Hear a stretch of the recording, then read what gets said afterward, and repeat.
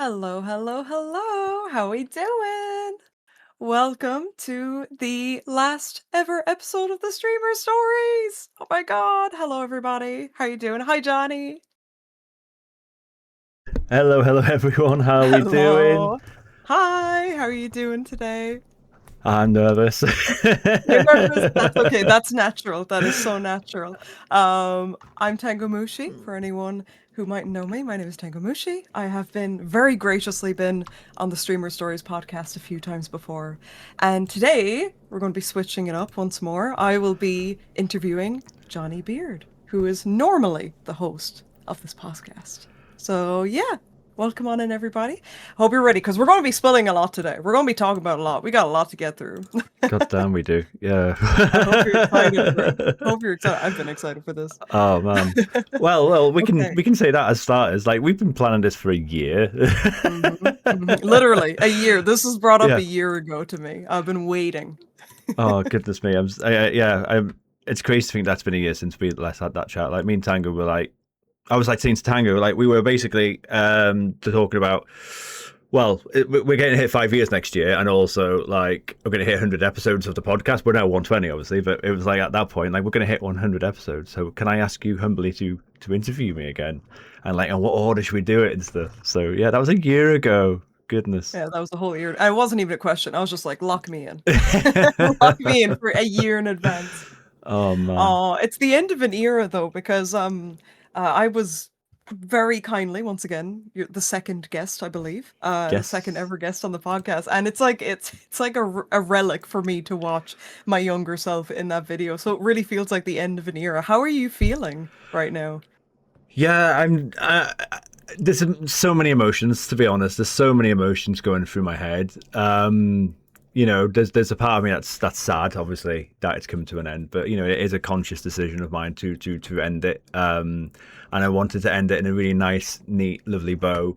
It's our 5 year anniversary today. You can't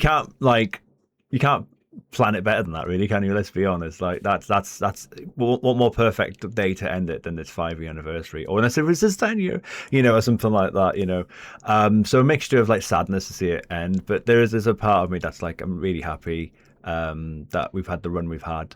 So it's a mixture of like sadness, a bit of pride, obviously, in what we have achieved. And a little bit of relief too, because it's been a project and a 100%. half to get off the ground and get it to become what it's become. So yeah, a bit of all sorts, really. Lots of emotions, and we're gonna walk through a few of them today, many of them today.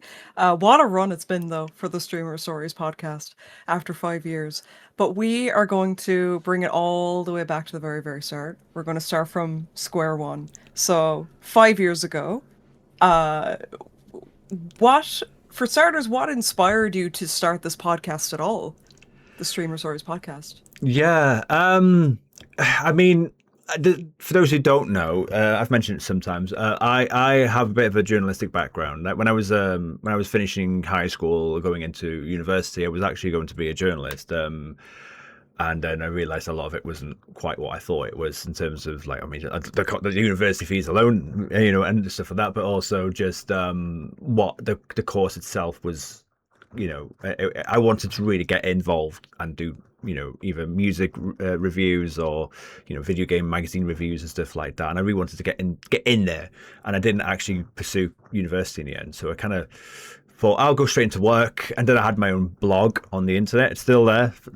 Don't tend to promote it, but because it's quite cringe in a way, because I was like 18, 19, 20 years old. But so I've always had a bit of a journalistic background. I've always been interested in interviewing people, or being in that mode. And in fact, I have done some bits and pieces over the years anyway in that vein. I've interviewed bands and stuff like that. So there's always been a part of me that's been interested in that. And in fact, on top of that, before I became a streamer, I was also a radio DJ. Again, that was always something I really wanted to dabble into. I really wanted to play music, play and discover bands, and say, "Hey guys, check this band out; they're amazing," type of thing. So I actually, again, also discreetly on the internet, have many radio shows. So there's always been a part of me that's always been there in terms of having these passions for things like music, but obviously video gaming as well. And putting that out into the internet, into the ether, and seeing what comes out of it, you know. And then streaming kind of then took over. I've been streaming for over 9 years now.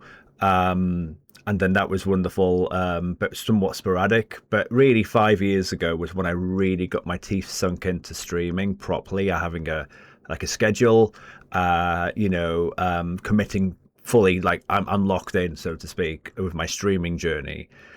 And one of the big things I probably haven't really mentioned much, really, is that one of the major things that happened 5 years ago before the podcast came along was one of the reasons why I actually finally, after like 3 or 4 years at this point of streaming, became a Twitch affiliate.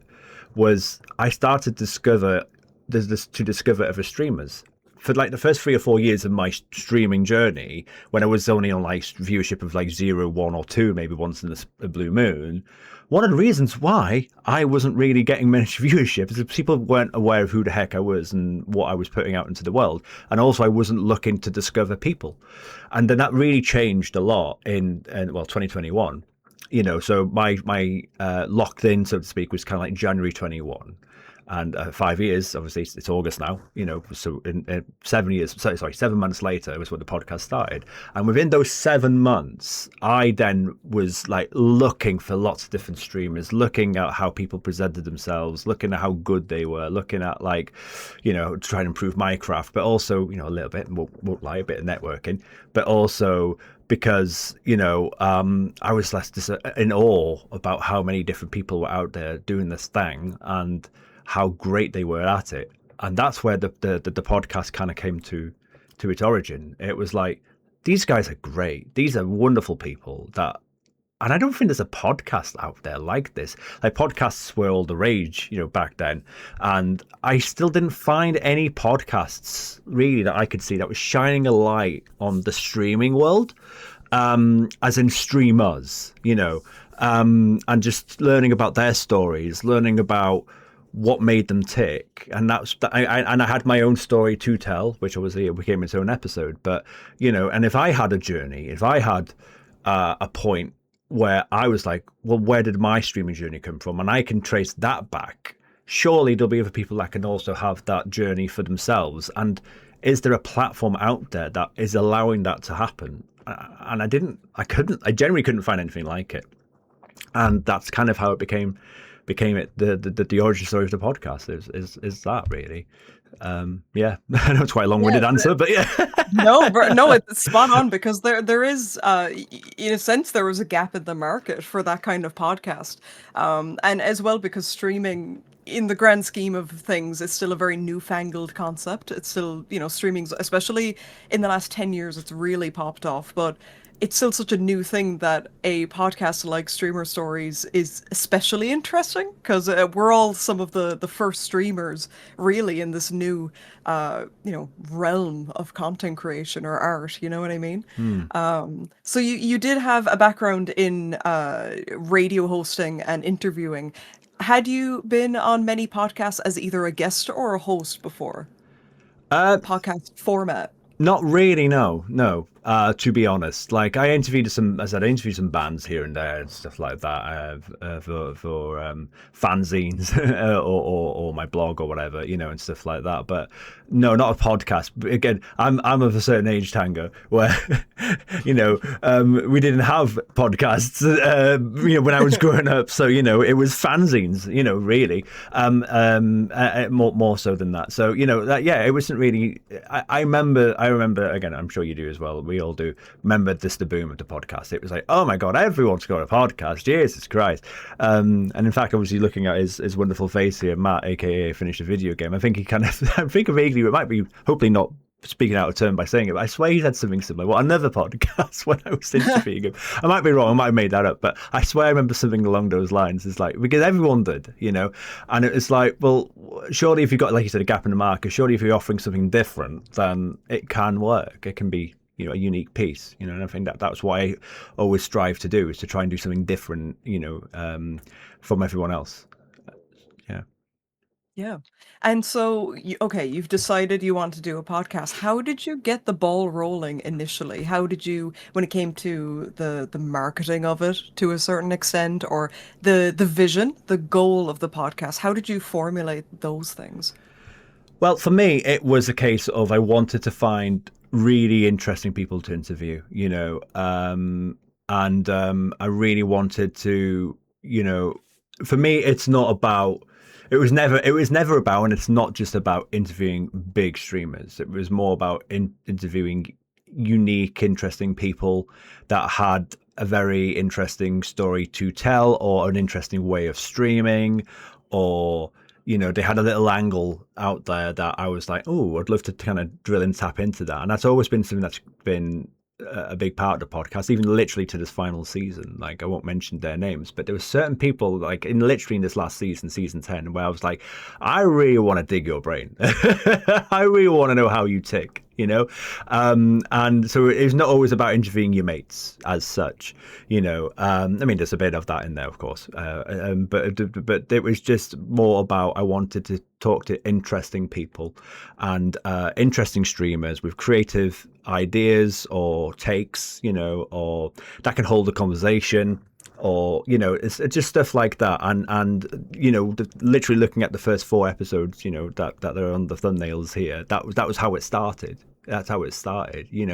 Respectfully, Tango, I've always, and I was always all going to say about it to your face and to live to you, but I always had this, like, feeling that there was something really special about you, and we hit it off from the get go, and like, it was just like, man, I'd love to interview Tango. She'd be absolutely wonderful to talk to, right?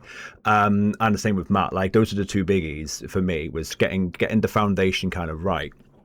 And then Beelzebub, he was an absolute force. I miss his streams dearly. He was an incredible force on the internet and on Twitch. No one had his energy.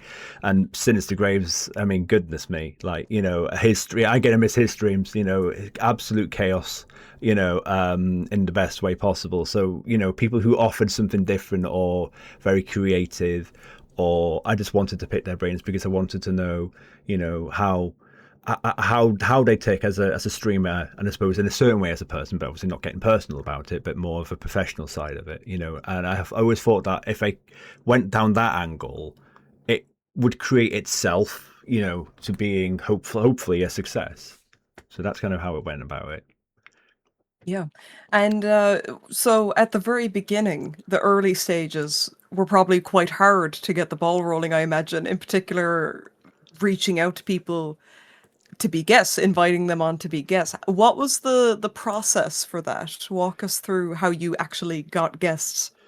Oh goodness! I mean, mostly just, I know it sounds like a pretty obvious thing to say, but it was mostly just asking people, But it was a case of, as I said, those 4 episodes were key. Those 4 episodes were key because I wanted there to be a really strong foundation. Like, I recorded the first 3 episodes before I launched. So I launched 5 years ago today, with Matt, aka Finish a Video Games episode, but I think I spoke to yourself, I spoke to Matt, and I spoke to Beelzebub, like about maybe 2 or 3 weeks before then, and then I think I was in the processes of getting Sinister Graves locked in, at this point.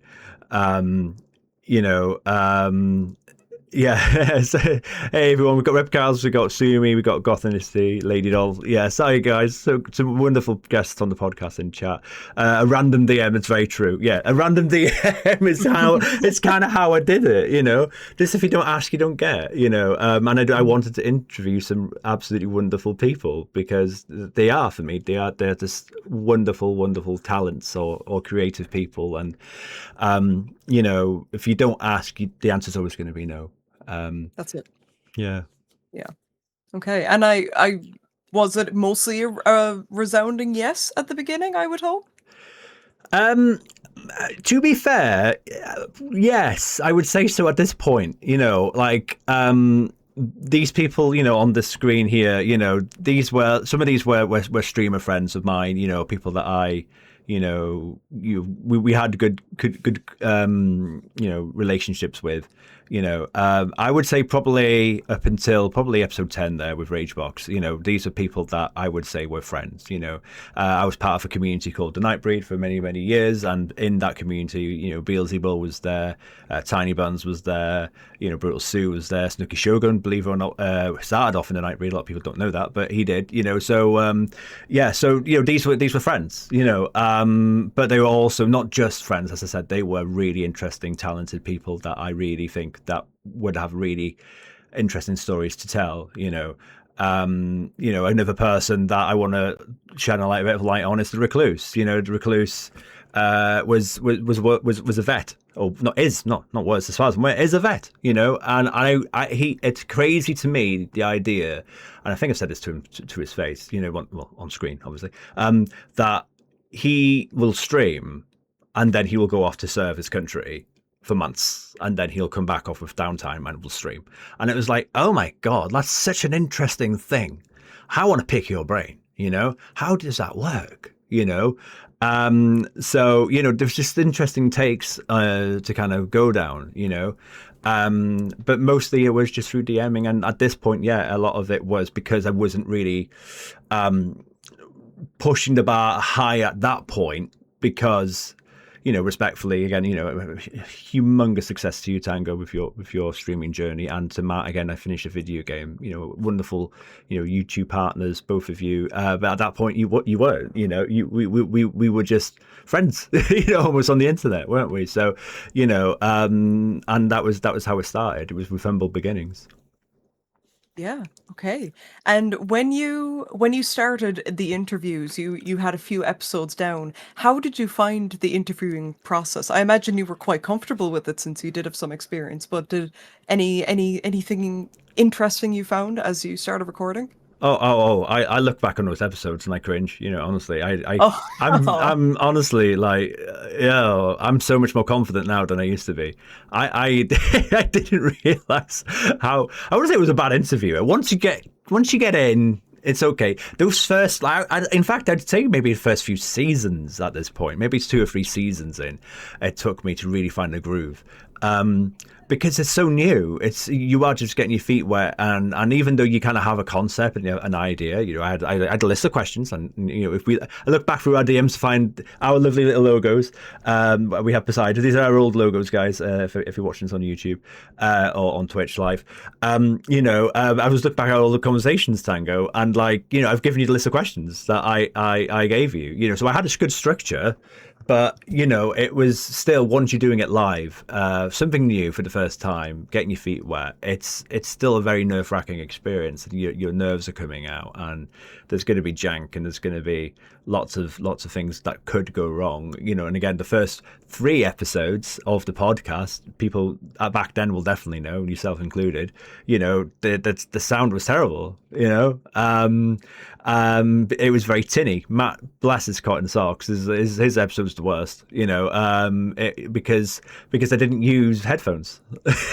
I hate headphones. For people who don't know, I hate headphones. So for years and years and years, I was like, nah, I'm not going to stream with headphones. And streaming with no headphones is one thing, but doing a podcast where the sound quality needs to be at a certain level, it was a bad mistake, and I didn't realize until I listened back to it that, oh my God, Matt sounds, he's so tinny. It's not his fault, and I felt bad, so by the time Sin and Such Graves' episode came in, it started to level out a bit better. So that was definitely something I had to pick up on the spot and learn on the fly. And if you're going to do something that you're hoping to produce of a good quality, you're going to have to put your certain feelings aside and just get on with it and just get some headphones on. Yeah, I feel the exact same. I've watched my old episode and I love it. I love it because it's a lovely memento to have.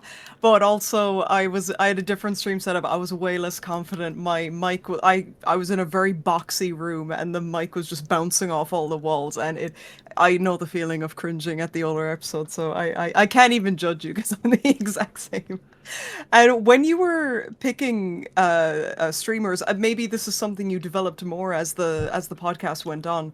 But were you trying to zone in on different niches, different styles of creators, different areas of Twitch? Or was that something you fine-tuned more as it went on? Yeah, probably fine-tuned as it went on, really, because, I wanted to interview, as I said, interesting, creative people, and I was quite blessed. I felt, and I still do, that I was in a group, like the Nightbreed at that point, but also streamers that weren't even in the Nightbreed that were still I was on really good terms with, that were creative and wonderful talents, and people I would class as friends. But yeah, it was a case of trying to go down. If you go further down on the list here, that this is where I really wanted to try and get myself out there in different ways, to interview different parts of the internet. Again, a good example of that is probably Erica Please, formerly known as Erica New Girl. She's a very openly queer trans person, and I love that. She's such a talented speedrunner in the Resident Evil community and an incredible artist. I think she should be a theatre performer as well. So she has such an incredible, interesting journey. And it's just like that's a great example to that. I just wanted to interview, very interesting people that once I kind of got the podcast going, after a few episodes at this point.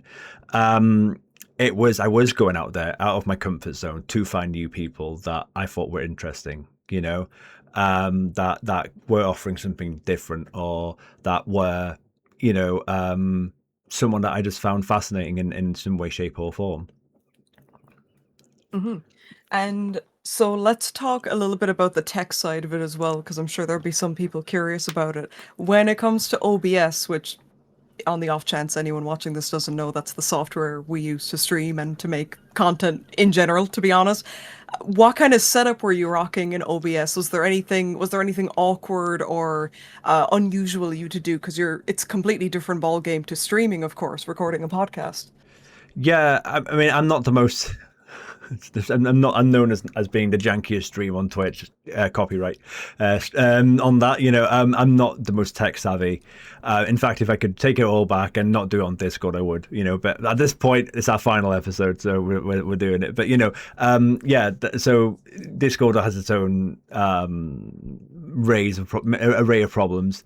OBS is great, but I was just learning about window capture mode and levels on sound quality. Again, something to this day that I'm still not great at sound levels. It's like I just listen back to certain episodes, it's episode 10 of season 10 even, and like, oh my god, I sound louder than my guests. I'm like, no, I'd rather it be the other way around, at least, because they're the guests. They're the one usually the most talking, so I want them to be louder than me if it has to be one way or the other. But yeah, I'm not good at that. But yeah, those are some of the problems I come into contact with. Again, some people would find it fascinating if you watch probably most of the 6 or 7 seasons. If I just look at our episode here, you're much bigger than me on the screen. A lot of people are like, well, why would you do that, Johnny? Why would you do that? So, because they're the guest. I want them to have the spotlight. I don't want the spotlight. But people would be like, well, yeah, but that doesn't make any sense. And it's like, well, so like I think season 8 onwards I made it like 50-50, and that's been helpful for like making content on like Instagram and TikTok and stuff like that, because for years we didn't even have an Instagram or a TikTok or anything like that. So yeah, that's kind of some of the issues I had. I'm not very good with tech, unfortunately. And so you introduced Instagram and TikTok later. So what platforms were you dealing with initially? Oh, literally just YouTube. Just Literally YouTube. just YouTube. Okay. Yeah. So when you introduced the later platforms, how did you find wielding all of those at once? I mean, the good news is for me, I suppose, was that I slowly, gradually put them in. So we only had YouTube for the first 50-ish episodes. Well, when we go down to episode 50, which was the return of Matt, aka Finish a Video Game, he came back for the first ever person to have a returning episode. That's when I was like, okay, I need to put something on Twitter. I want to put something on Spotify. People were like, why do you get on Spotify? When you get on Spotify? And back maybe like 4 or 5 years ago, it wasn't very easy to set up your podcast on Spotify. You'd have to like, it was clunky, and you'd have to have a host or something like that. It was very weird. And whereas they kind of opened that up a bit, about 3 years ago, they opened things up for you, on Spotify, to their credit, and other platforms obviously since. So we then, around 3 years ago, from this season onwards, basically, so I think this was season 5, I think, we then went on to Spotify. But it wasn't really until season 8 where we finally then went onto Instagram and we went onto Spotify, onto TikTok.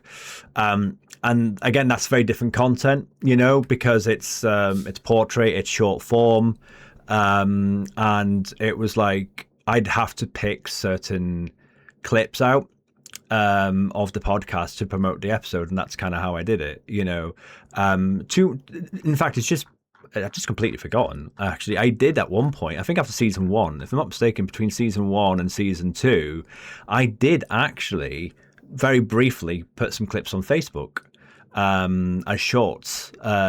It wasn't like 60-second shorts, but it was like maybe 3 or 4 minute shorts. You know, and it didn't. It wasn't a success. No one was looking at my Johnny Beard Facebook, so to speak, because I didn't have a stream of stories Facebook, and I still don't. So I did try it. It just didn't work. But then by the time that season 8, season 9 came in, I was then pushing on all 4 platforms. So YouTube, Spotify, TikTok, Instagram. And again, those very algorithm based, the latter two, as in Instagram and TikTok, you really need to keep it going. You have to have a good structure and a good rhythm, regular uploads and stuff like that. So it was like, okay, I've got my work cut out for me now. I need to make sure I'm on top of it. But thankfully, I had the YouTube and the Spotify quite nicely set up by that point. So it wasn't so much of a stress and a strain. So. Mm-hmm. And so between streamer stories and you also just stream independently as Johnny Beard, obviously, and your personal life and work on top of it, that's a lot to balance. How did you find balancing all of that between a podcast and personal streaming and everything? How did you find balancing all of it? It was initially it was fine because what I would do. So again, what structure that I never planned a specific structure. When I first started season 1, I got the 3 episodes done at the top, and then I slowly I set up a point where I was like, I'm going to drop an episode weekly. I made that structure already. It's like, I need to drop an episode weekly, hence trying to get the top 3 episodes done firstly. It's like, I've got Mats, I've got Tangos, I've got VLCs. Okay, right. Okay, now I need to speak to Sinister Grace, type of thing. Because these were pretty much released in order, pretty much, if I'm not mistaken. I don't think I really did it in a different way. What I would do is, I would try to keep up with the momentum, so I'd always try to be 3 episodes in advance if I could. And I remember getting to episode 12, and this is where I kind of decided it was going to be a 12 episode season. I was like, okay, I need to have 12 episodes.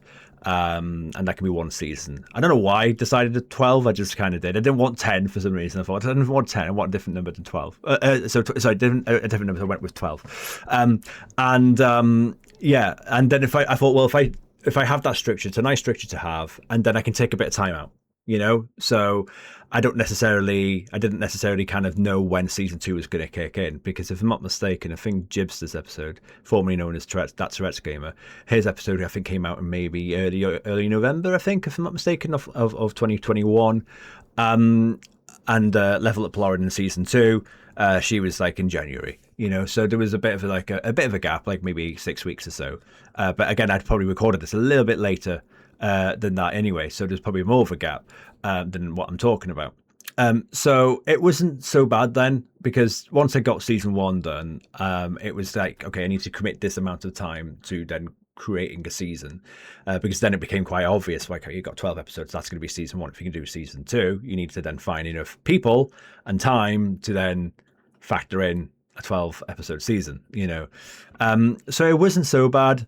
Later on it got worse, but at that point it wasn't so bad, especially because I was only streaming 2 or 3 days a week at that point. I moved to 4 streams a week, maybe a year or 2 afterwards, and that's when it really got tight.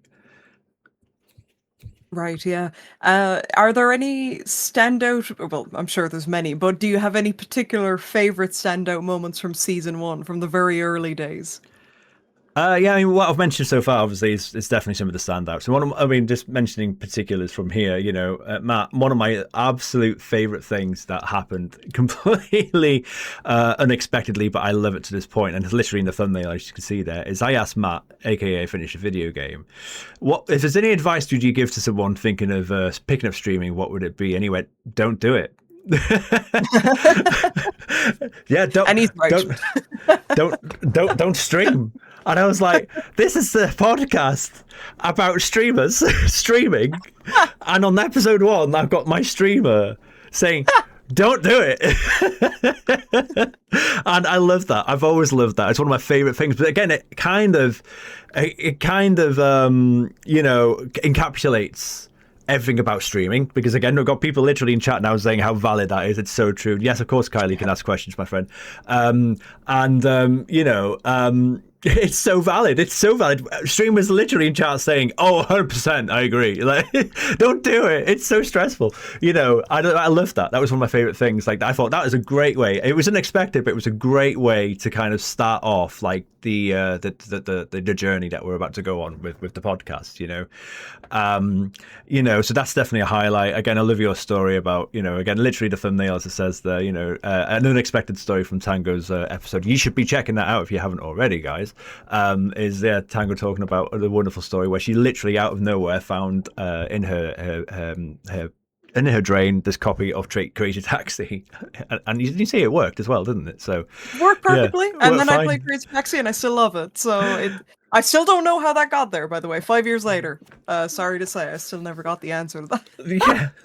So I mean, that's wonderful. It's so wonderful, like hearing these stories. These are things that you're not really going to be expected to say on your stream, is it? Unless you're going to play Crazy Taxi. Like, who's going to ask that? Who's going to talk about that? So again, the first ever live episode, that was something that, we did as a charity redeem. Some people were like, why don't you do it live? Why don't you do it live? It's like, I don't know. I just don't think it quite has the same vibe. I'm quite happy, frankly, again, retrospectively, that I've never done it as a fully live thing. Obviously, I know you guys are here and we love you and thank you for turning up, guys, to hear this. But generally speaking, the live episodes haven't done tremendously well. But the first one, you were Snooky, was wonderful. I wanted someone that had that energy. If you do it live, you need someone with energy, and again, Snooky streams, they're wonderful, they're great, and he was very new to streaming at this point, again, massive GGs to Snooky, Twitch partner now, he was the perfect fit, I felt, for the first ever live episode. Another highlight for me would be Ragebox.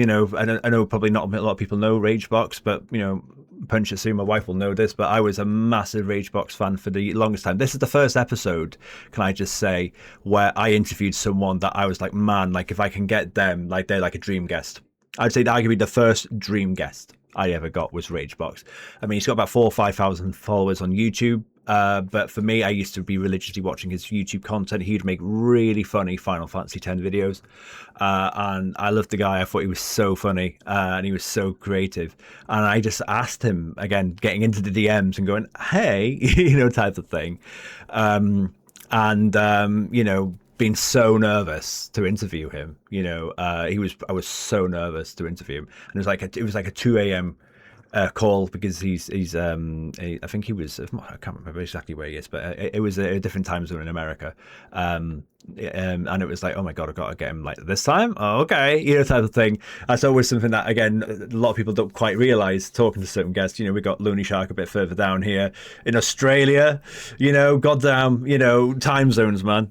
So having to like fit around people's time zones was a factor that I never really thought about doing this, because obviously they're giving me an hour of their time for free, it's like I got to work around them. That was always something that was like in my mentality from day one, was like, these people are giving me an hour of their time. I'm so grateful and gracious, and I want to make sure that I'm working around them, so yeah, that would be something else. And then to wrap up the first season, Jibster, aka formerly known as That Tourette's Gamer. I mean, I'm sure a lot of people know how much of a legend he is. I never expected him to say yes, to be honest. And he was, again, someone that I was like, I feel nervous to ask him. I think he's going to say no. And he said yes. And the reason why I asked him and thought he might say yes is I think I vividly remember he did someone else's podcast maybe a couple of weeks before mine. And I was like, oh, so he does do podcasts. So I was like, damn, well, if I ask, then, the answer hopefully will be yes, yeah, that's something that I would say. Yeah, so that's season one anyway. Yeah, That's and me. so season one came to a close. How many? What length of time was season one roughly? The uploads of it, was it a month or two? So it's because the uploads were every week. This was probably a 3 month period, wasn't it? So I thought, Yes. yeah, 3 month period. So each season's a 3 months thing. Yes. So again, if if it's 5 years of streaming, sorry, of podcasting, it's like, yeah, it's 10 seasons. So yeah, you're doing roughly about 2 seasons a year. So there's a bit of breathing space in there. So that's what 24 episodes every 56 weeks, or you'd have special episodes here and there. So give or take, one upload every 2 weeks ish, probably if the whole year, but it was in 3 month gaps, so to speak. So Gotcha. And when you were finished season one, you're one season down and you're planning for season two onwards. Did you always plan for it to go as far as it did? Were you planning on having this many seasons of the show, or was it just a rolling stone that kept going? oh yeah, literally a rolling stone. I kept going is a great way to put it. I never envisioned an end or how long it would go for. It was not necessarily something I had an idea where and how long it would go for, because every season that I completed, I would quake that question. It would be, is this it? Do I have enough people? Well, it's not if I had enough people. I always had. Oh my god, I've still got a list of 100 people that I could interview right now. Well, not right now, but if they, if they accepted and stuff like that. Like I always had a rolling list of people I'd love to interview. So it was never about the creators side of things, but it was always more about the can I have the structure of a season ready? Will can I have the time ready? Do I have the mental capacity, the time physically, and is there still enough of an interest in this to keep it going? So that would be every season really, and there were a few times, again, as you said, literally at the beginning of today's chat, Tango, that we talked about the ending of the podcast a year ago, and that was going into finishing season 8, going into season 9, if I'm not mistaken. And it was like, is season 8 the end? Is season 9 the end? Oh, so once you got to season 9, you're like, I've got to do 10. You can't end on 9. That'd be a bit weird. So, but yeah, otherwise it was like a first season, fourth season, fifth season, I'd question it. So, yeah. Okay. And when you were one season down, what was the reception of the podcast? How did you find people received it? I mean, if you look at the numbers, the viewerships on these numbers here, season 1, like I think to this day, I might be mistaken, but probably the most successful season I ever did was the first season, really. If you could add all the numbers together, anyway, individual episodes will be a different story, but certainly as a collective season 1 was a huge success. It went off the ground very quickly. And I was like, oh my god, I was not expecting the reception, that happened here. The first 4 episodes all hit over 100 views. And again, maybe to some people that's not a lot, but for me that was, and still is, amazing. So obviously that didn't hit 100 straight away, but I remember, like, I think Matt's episode maybe had 60, 70 views. I think yours was a similar number. I think Beelzy's hit triple digits. No, it must not have done, but it must have gotten, I think it got the most initially at first. And it was like, oh my god, this is crazy. Like these numbers are amazing. So yeah, that was a great start, to keep it going from. So the interest was always there. I remember talking to, again, yourself, Tango. Again, for those probably that don't know, I remember literally at the end of our conversation, Tango, going, "Oh my god, that was amazing! Thank you so much for your time." And you like, well, when are you getting your episode, Johnny? Yeah, damn right. And and you were being excited for your episode coming out. Beelzy the same thing. Recluse, bless his sweet cotton socks. He would post like a little thing on his Twitch streams to say if you want to watch my episode with I'm being interviewed, on his stream.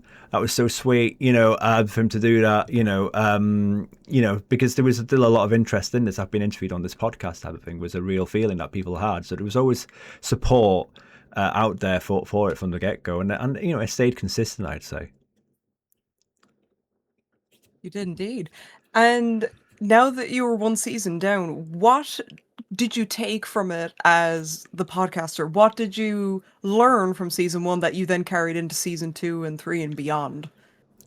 Well, the structure was definitely something I looked at straight away because if you look at season one, it's mostly, frankly, men, and I was like, okay, I'm not sure how I feel about that. I think I remember at the time reading somewhere like, again, this is like 4 or 5 years ago, right? So I remember reading somewhere something along the lines of like the top 50 Twitch streamers. The only, I might be wrong, but it might have been something along the lines of the top 50 streamers. Most of them are all men. I think the only exception was like, what's her name? That model. Oh my god, very famous model. She was in the top 50, but other than that, they were all men. And I was like, oh, that's terrible. Like the gender split's terrible, type of thing. And I was like, man, that's not right. I need to do something about that. So again, season 2 became the opposite. It's mostly women, and I was like, I'm gonna correct that, straight away. I want the gender split to be sorted. So the structure of the podcast became quite clear to me that there were certain things I liked and there's certain things I wanted to tweak. So 12 episodes a season was definitely something I wanted to keep, and I wanted there to be some kind of like flow. So I tried to think about episode 1, episode 12 being as big as I possibly could make it, with a really big guest, and like the season finale, the mid-season finale, kind of a similar thing of like, okay, let's try to get quite a big guest to kind of halfway point the season if I could. Obviously it's hard to do a trajectory on that because certain streamers you look back on now and they're now Twitch partners or YouTube partners, and they weren't back in those days, but that was the idea in my head, because I always wanted to make sure that, again, the structure I had was that I wouldn't just interview the biggest guests I could. I wanted to interview really interesting, creative, fascinating people that I wanted to shine a light on because I think they're underrated. And I wanted people to be aware of how cool I think they are and that they should be checking these people out. So that was something that, again, that kind of, stuck to the structure, learning from season 1, doing additional episodes here and there. So we had the live episode, obviously, with Snooky there. This additional Christmas episode we did with the wonderful Slippy Slides, who I saw in chat before, was just another thing to do. I wanted to do fun little interesting things. So again, Slippy Slides is not a streamer.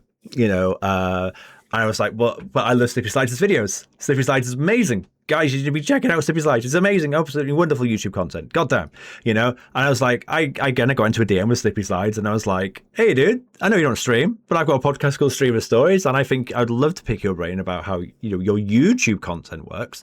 What would you be interested in? And we can make it a Christmas special. And he was like, absolutely, that sounds amazing. And me and Slippy Slides are still good friends to this day. So doing a Christmas special, doing an additional extra episode here and there was something that I kind of took from season 1. It was not planned, but it was something I wanted to do because I wanted to shine light not necessarily just on streamers, but maybe YouTubers or people within the video gaming sphere, so to speak, that I thought would be very interesting to talk to. Yeah, and as the seasons went on, you started to create a lot of very unique types of videos rather than just the one-on-one interviews. You started introducing, for example, themed episodes, you could call it. So there was a Resident Evil themed episode, there was a Final Fantasy themed episode, Sonic themed episode. Walk us through these kind of specials that you had. Yeah, definitely. So that all does come back down to episode 9, which is my episode. Again, wouldn't have happened episode 9 wouldn't have happened if literally the end of my episode with you, Tango, you didn't say those words of, where's your episode? Are you going to have your own episode? And if you do, what are your thoughts on me interviewing you? You know, and I was like, what? Me? No, I don't think I'm interesting.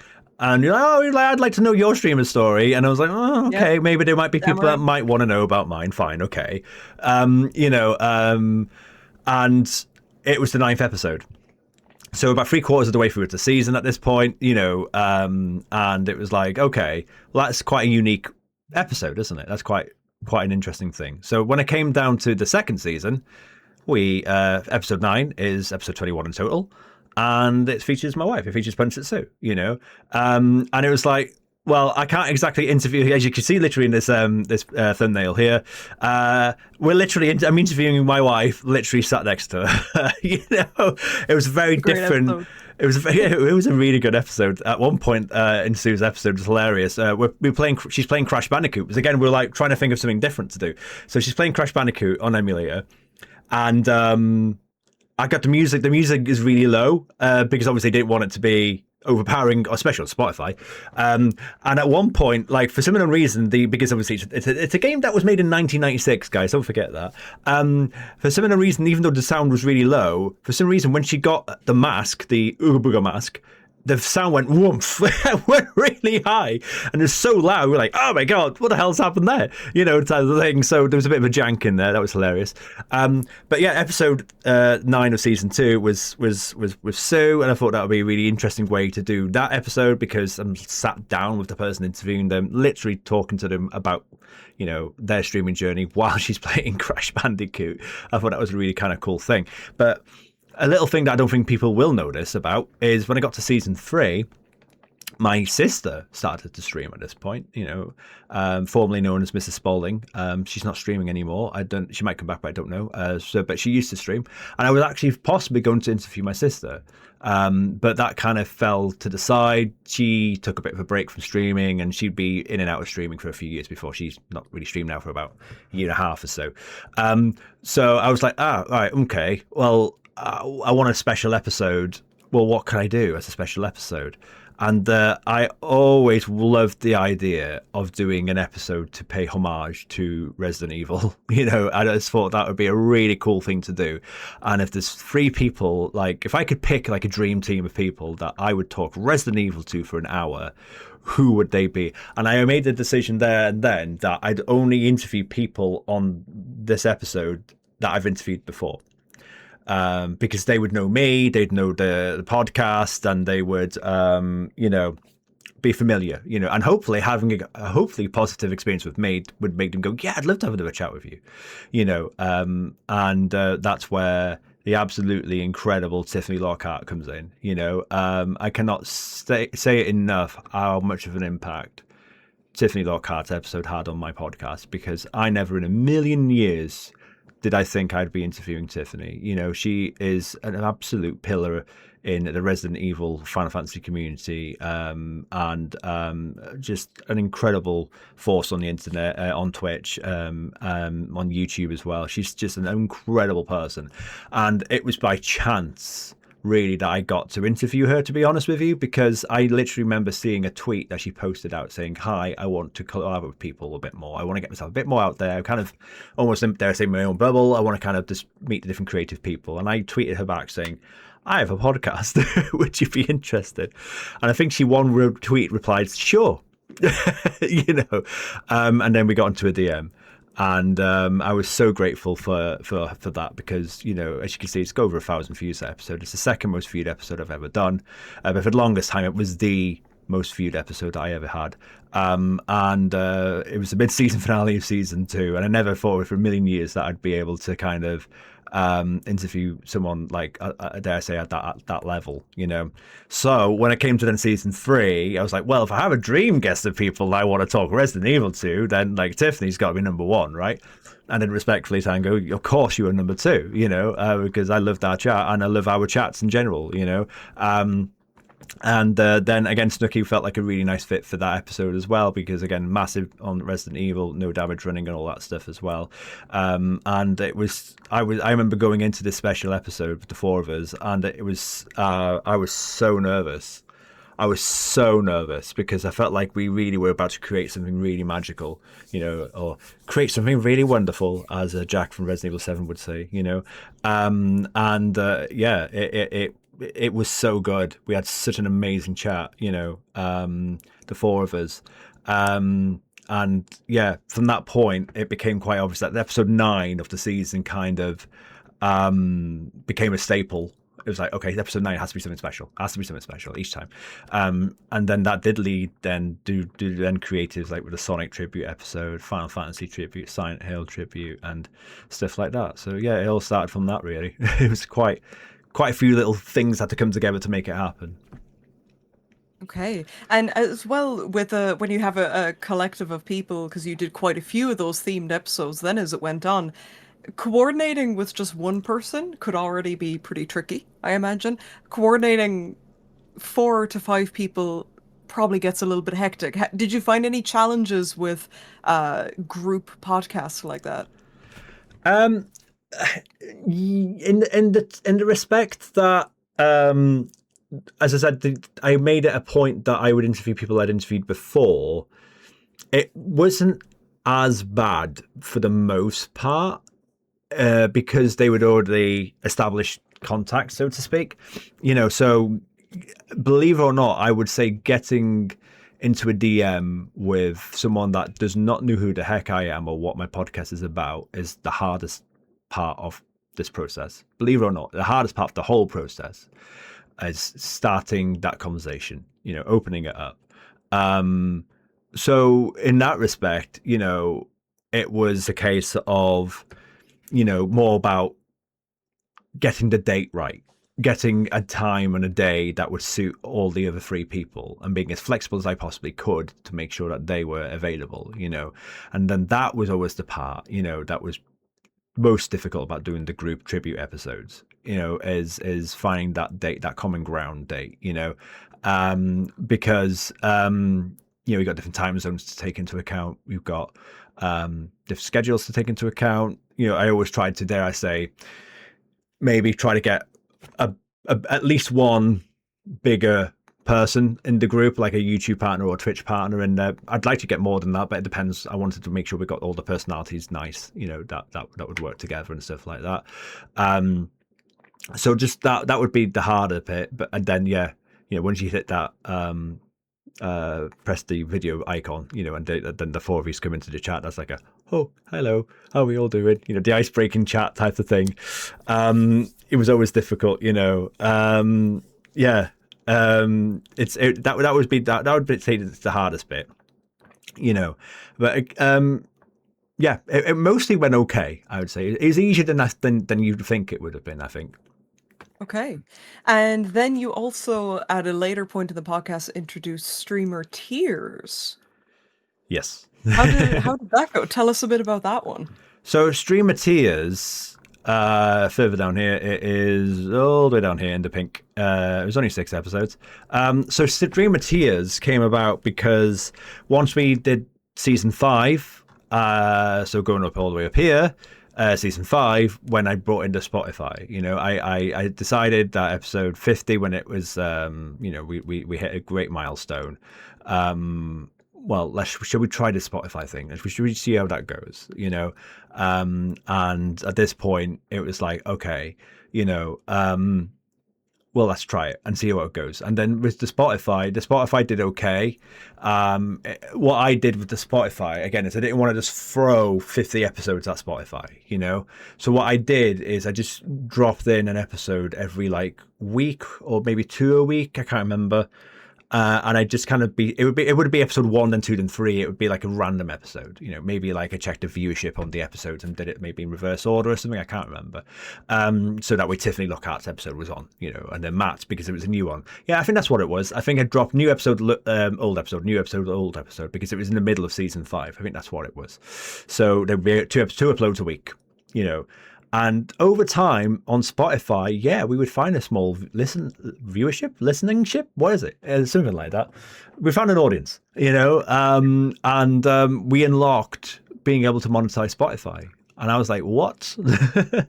What is that? What I can make money off this off Spotify?" And like my head was going into the Spotify thing, and I don't know if anyone else knows this, but for those who don't know, if you monetize your Spotify, it's not the same as YouTube. If you have a YouTube, you make money usually off ads and revenue that way, don't you? Whereas, and I thought that would be the same thing with Spotify. I thought if you had so many listens to your Spotify episode, you'd earn 3 pence. That's not the case. What Spotify does when you can monetize it is it's like almost like a Patreon. It's you can do a monthly service or something like that.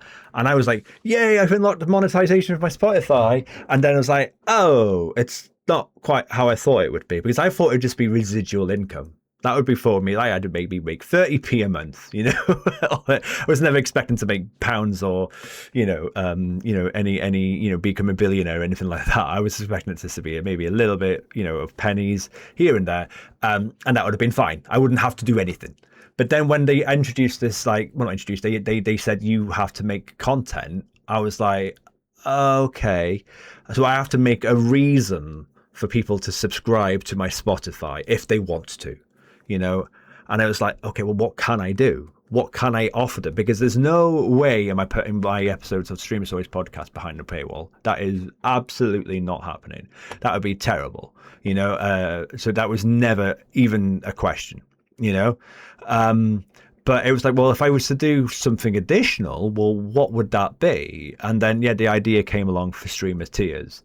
And what I thought Streamer Tiers would be was almost like a side podcast where I would talk to guests of the podcast that I'd already interviewed and do a tier list with them, about any topic they want. They chose the topic. We talked about it back and forth, and there was because again, it was paid content. I didn't want there necessarily to be like a cut-off point of how long the episode would be. I'd let the guests make that decision depending on what it is that we talked about. So if you look at Streamer Tiers, the shortest episode is, I think, Game Mistresses, 1 hour 16. That's longer than most of my podcast episodes, where most episodes are about an hour long. So that's kind of how it came about. I just thought it'd be a really cool way of doing it by talking to previous guests we've had before about a tier list. So Sinister Graves was about Tekken, Brutal Suit was about horror games, stuff like that. So that's how it kind of came about. So these episodes that I've dropped now onto the YouTube channel and onto Spotify as well were released a whole year later, because I wanted there to. So I kind of made my own paywall, I suppose, of saying, well, anyone that does subscribe to the Spotify can listen to it on release, but anyone else could have to wait for a whole year. So that's kind of how it went. Really, it was a cool idea. It didn't quite work the way I hoped it would, but it was a cool idea in the end, I think, despite that. Okay. Why do you think it didn't quite work out the way you'd like, if you don't mind me asking? So this is the point where a lot of my burnout kind of started to come into it, because I had this crazy idea of streaming 4 days a week still, and have 2 podcasts. I had the idea to do Streamer Tiers behind a small paywall. By the way, can I say small paywall was £2 a month? £2 a month. I didn't want to again start charging stupid money, so I thought £2 would be a nice little low figure to hopefully get some interest in it. And for those who don't know, I don't mind saying it now, especially because the podcast has now come to an end. But I had one person subscribe. I had one person pay for Streamer Tiers. So thank you to that person. They know who they are, and I certainly know who they are as well. People thought it was a cool idea. People were like, oh, that's kind of nice. That's kind of cool. I like that. But then, people might be supportive, towards the idea, but how many people are willing to part, with a little bit of money for it? The obvious answer was that there was just not that many people, if only one, So the mixture of the burnout, the mixture of the lack of incentive, so to speak, was the reason why it kind of failed. Because I'd love to have continued doing it. I thought it was a really cool idea. I don't think the idea itself was bad, or even the execution wasn't bad. It was just more about how much interest was there in it, and the answer unfortunately was a little bit. I mean, the viewership on these is not bad at all. Since Grace has got a nice little viewership on his episode, but people weren't willing to part with money, and that's totally fine in the end. Who am I to tell people what to do with their money, right? Especially nowadays when the money is so tight. So, that's kind of why it didn't quite work out, so to speak. And that's the nature of content creation in general, isn't it? You have to experiment, and some things mightn't go how you planned, some things might, do amazing, but it's good that you tried it all the same.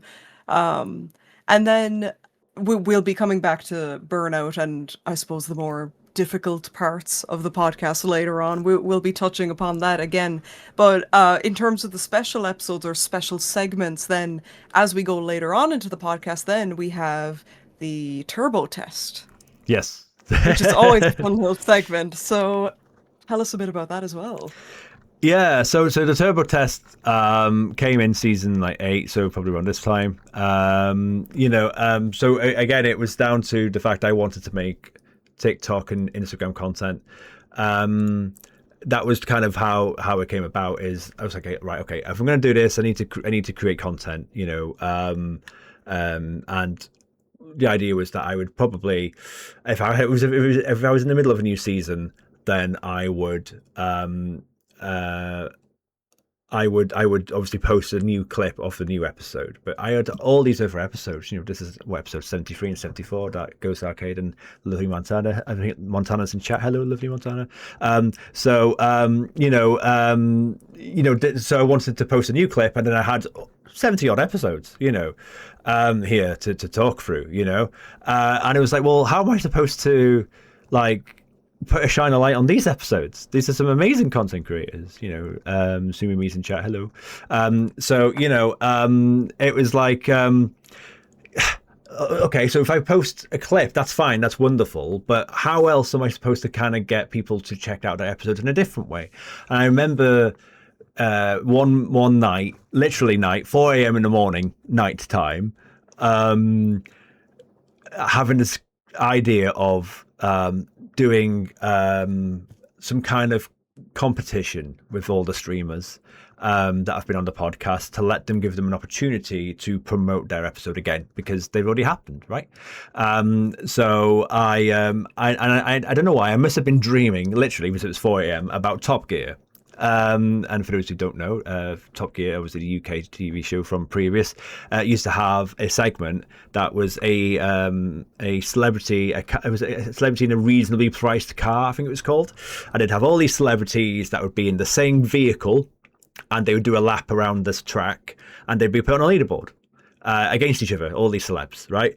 And I thought, how about I do like a button mashing competition with all the previous guests of the podcast, to then give them a chance to be on a leaderboard against anyone else, and then it gives them the opportunity then to promote their episode as well, because then that way, clips will be fine and dandy, but I'm not going to be able to get to everyone's clip. Not every one of these people, unfortunately, got a clip on TikTok or Instagram yet. It's a sad thing, but I might not get to everyone. But at least with the turbo test, they can.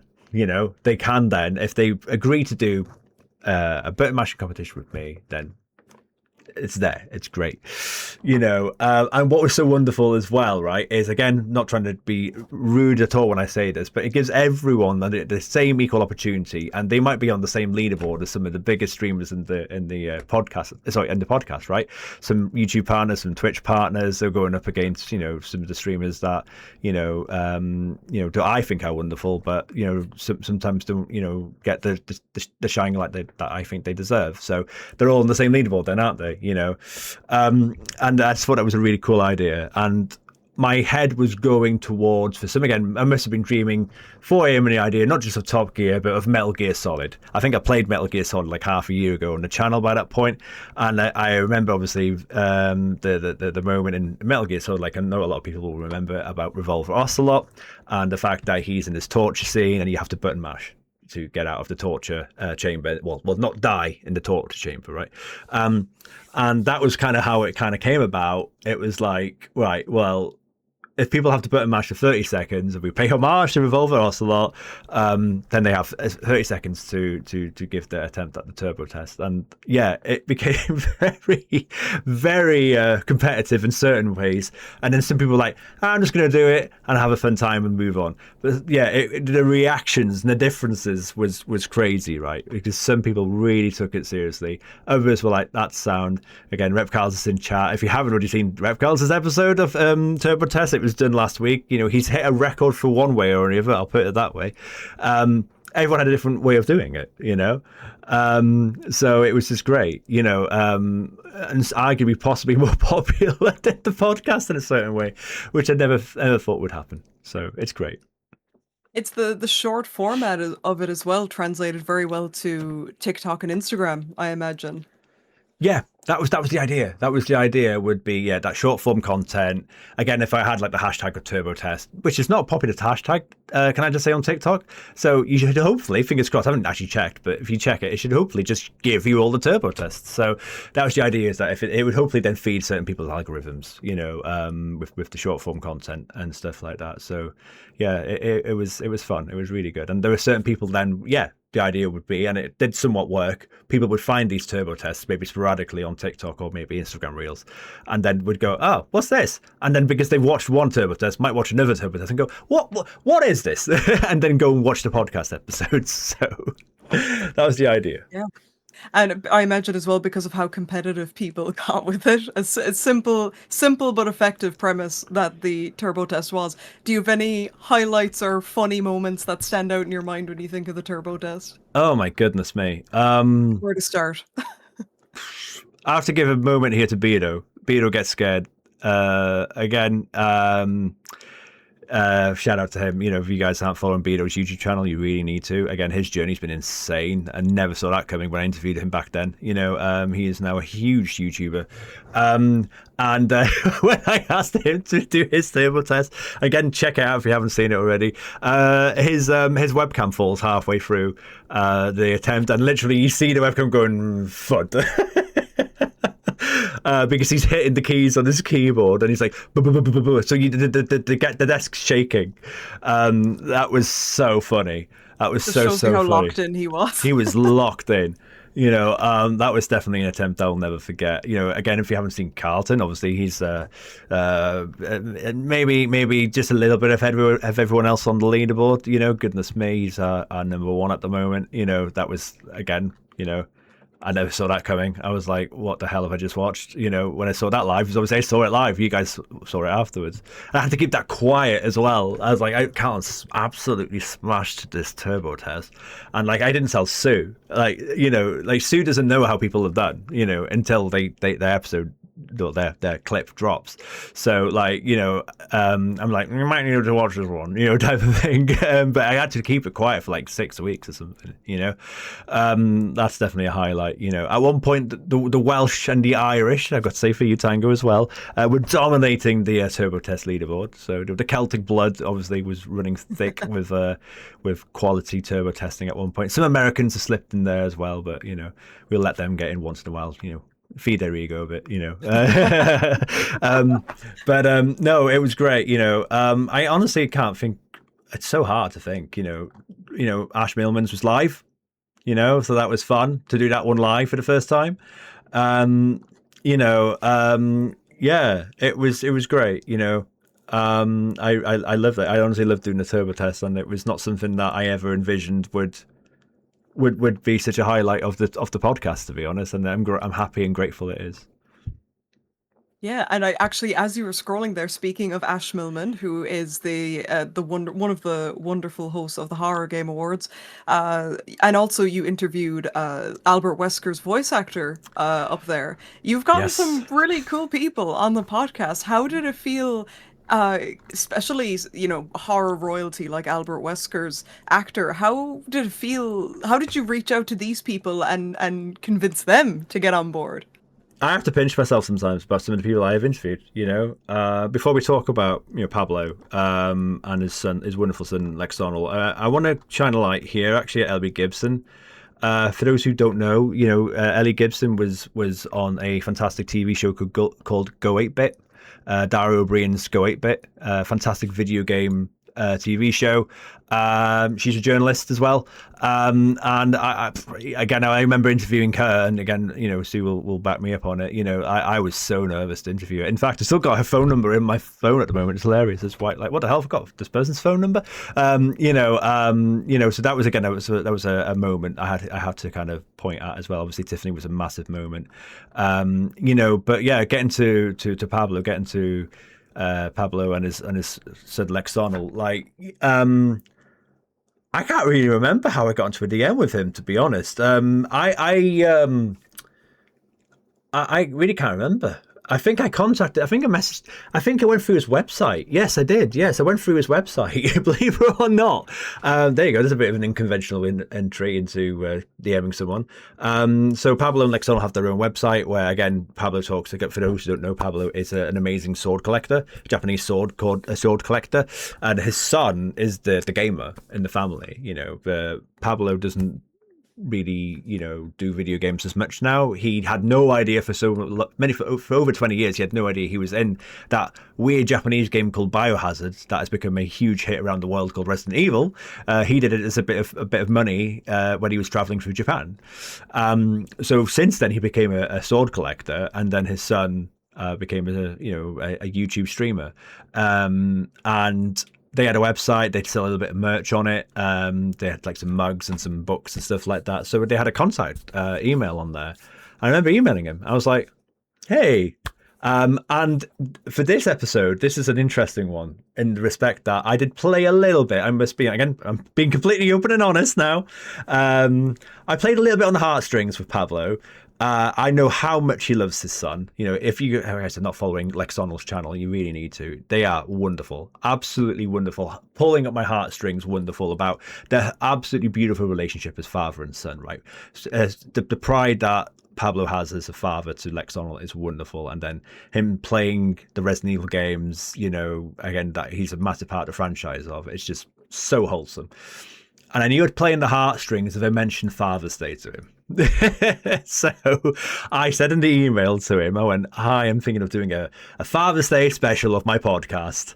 I would love to interview you too. What are your thoughts? And yeah, he was like, that sounds incredible. I would be all over that, type of thing. And yeah, that's how it happened. Really, is I had a bit of a tactical plan to pull on the heartstrings of fatherhood with him, and it worked. But obviously, I'm a huge Resident Evil fan. I'm a huge, I've got Albert Wesker tattooed to me. It was an absolute dream.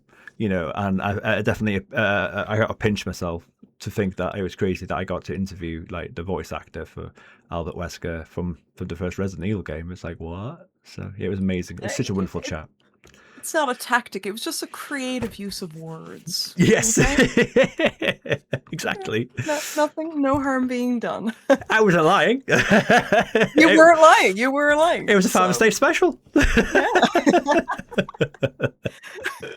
So if the amazing array of as if you weren't getting enough with just the podcast one-on-one already, as Streamer Stories went on, you got so much variety, the themed episodes, the turbo test, the fantastic guests of all sizes, so it's no surprise then that you won an award. Streamer Stories won an award for best podcast. Yeah, we did. Still yeah, amazing. Yeah, that was a crazy moment. How did that feel? I presume you just got the email one day. How did you feel opening that? So, it's got to be here somewhere. Yeah, I've got to give a lovely shout out here to Ari.Raw, formerly known as Ari is here. If it wasn't for her, it wouldn't have happened. So Ari was on my podcast, and she Obviously must have had a really positive experience with it. And she was aware of an award show coming up called the Friendo Year Endo Awards. And obviously one of the categories of the award show was best podcast. And she messaged me. She was like, "Hi, I would like to nominate your podcast for the awards. Are you okay with that?" And I was like, "Oh my god, yes, thank you so much." Like, what? Sure, yes, thank you. And then I got through to I think there was about 8 people on the short list for the podcast. So just like, it was the 1 in 8 chance really of winning. So I never expected anything to happen really. But what I did was I sent, at this point, there's episode 53 that is, isn't it? So roughly about 50 odd episodes. So I messaged about 50 people in the DMs, went, "Hi, I've got a chance to win, this podcast award. Would you like to nominate and vote for me?" I think it was voting at that point, wasn't it? So if you'd like to vote for my podcast, please do. Sent it to some friends as well, and some family members, and didn't think anything of it. And I think it was over Christmas, going into like a January. Yeah, I remember the award show was happening. It was US based, so it was happening overnight, and I didn't know when in the podcast award was coming up, but I was getting a bit tired. I was like, "Oh god, I don't know when it's going to be." They didn't say the list, like this award and that award and that award. And I was like, "Oh man, I don't know when it's going to be." So I went to sleep, and then obviously Sue and I slept in bed, and then I woke up the next morning. I checked my phone, and I was looking back on the VOD. And it was like, "And the winner is Johnny Beard." And I was like, "What? What the?" What? I think I woke Sue up. I think she was half asleep. I was like, "Oh my god!" It's that thing. I won. What? It's that thing. I just couldn't believe it. So I was so humbled, that we won the award. Because you just don't expect things like this to happen. I've only, again, in the 9 years of streaming, I've only won 2 awards. The other person's award is, again, a shout out to Lady Doll in chat, her wonderful community of Castle Chaos that voted for me for best RPG streamer. So I've only won 2. It's so you never expect these things to happen. And it's like it's so nice to be able to realize that there's a small part of the internet that giving you a thumbs up of the work you've done, but it's not, you don't do it for the awards, do you, or anything like that. You do it for fun and for, to do it because you get something out of it and that you hope to put something into the world, not for the awards really. So it was great. It was great. Oh, but it's very much something to be proud of, and as well, then on top of it, you get to say the award-winning podcast. Yeah. No big deal. No big deal. Yeah. Okay. So, right. So on the topic actually of successes, not only was the podcast itself a success because it just kept growing and growing, and I imagine the audience was building on top of that as time was going on. Like I said, it was a rolling stone. But also as time went on, then the guests you would have had on the show were also finding their own success in their own streaming or YouTube careers. So do you have any particular success stories, maybe people that you interviewed before they got big or something like that? I think of one. I don't know where they are. I don't. Hello, how are you? You're right. How are you doing, Tango? You doing okay? You're so humble, my love. Yes, honestly, crazy, right? Again, I'm so grateful for you because you've been such a big support for me and this podcast. But again, I know you've got so much on now, and you've got a wonderful Twitch community, be sure Twitch partner, and again, you're making incredible YouTube videos. So again, massive thank you to you. Everyone needs to be checking out Tango if you're not already. But again, Matt, aka Finish a Video Game, literally one of the last things he says on his episode that we recorded right there 5 years ago to the day it dropped. Was I'm thinking of starting a YouTube channel. He What a crazy thing to have preserved, right? Yeah, those words of I'm thinking of doing a YouTube channel. I don't know Twitch, don't know. And now he's got I don't know how many subscribers nowadays. Goodness me, but he's definitely on 6 digits, 100K plus, maybe even approaching to 200K if I'm not mistaken. Absolute machine of a YouTube content creator in his own right. And yeah, he had maybe I don't know 800 followers on Twitch when we did this episode. I think respectfully, Tango, you had less. You had to think of maybe a couple of hundred. So that's crazy to me. Is that the first 2 ever episodes of the podcast. Looking at your journeys is always like humbling. It's like, man, wow. Snooki again. Sorry, I just wanted to throw in that I finished a video game was also one of the first people that ever interacted with my own videos when I started out. So I feel a certain like a kinship almost with him as well, and it's very fitting that we're the first 2 guests in that regard as well. It blows my mind. Sumi might be right. Yes, Sushaki was on the road. I think he was close. I think it was close to Twitch partner at this point, but I don't think he hit it quite then. So yeah, I think Sumi's correct there. Again, Snooki, Twitch partner now. I think the first Twitch partner I interviewed was Reanimator. She's a long stay, horror streamer, isn't she? And again, I was very humbled to be able to speak to her. But Jibster wasn't a Twitch partner at this point. Who else we got now? Goodness me, Ravenous Tales, I think just hit it if I'm not mistaken. This was for those who don't know, Wreck-It Raven. She stopped streaming now, but again, that was a massive moment. I've got to give a moment to talk about Wreck-It Raven here. Goodness me, if you guys do not remember or don't know, there was a huge controversy on Twitch about 5 years ago. There was a hashtag Twitch Do Better movement because Twitch weren't dealing with hate raids. I don't know if anyone remembers that, but it was a massive issue. Massive issue, targeting black streamers like Raven, and it was a horrible time for Twitch. There was a massive backlash, and again, I wanted to interview Raven on the back of that. I didn't think she'd give me her time because she was all over the place mentally, because she was getting a lot of hate raids, and she was the person that started this movement on Twitter and stuff like that. So she was all over the place, and she got Twitch partner not long after that. And we had a wonderful chat. Very intense, wonderful person. And we had a really, really interesting chat. So that was great. But she had just hit partner. Again, just talked about Beardo before, haven't we? Again, huge YouTuber nowadays. Absolutely great ghost content, ghost hot takes and stuff like that. So that was not in the cards when I interviewed Beardo. Georgie Games, absolutely love this person. Absolutely think the world of Georgie. And I always hoped that she'd be the success she is today. She's got a wonderful YouTube community, around 50-60K. Because she's got such great energy, great vibes, and so proud of her. But when I interviewed her again, when I found her, I was like, who is this force of nature? Like, I remember finding Georgie and talking to her for the first time and going, oh my god, she's incredible. Like, wow, I need to interview you. And she's now, like, we still collab once in a while now. She's great. I'm so proud of her. Obviously Matt was partner. I'm trying to think who else wasn't at this point. Obviously Carlton, Twitch partner now. There's so many. Luna Lizzie, I don't think was partner. I think she was on the road, but she wasn't partner at that point.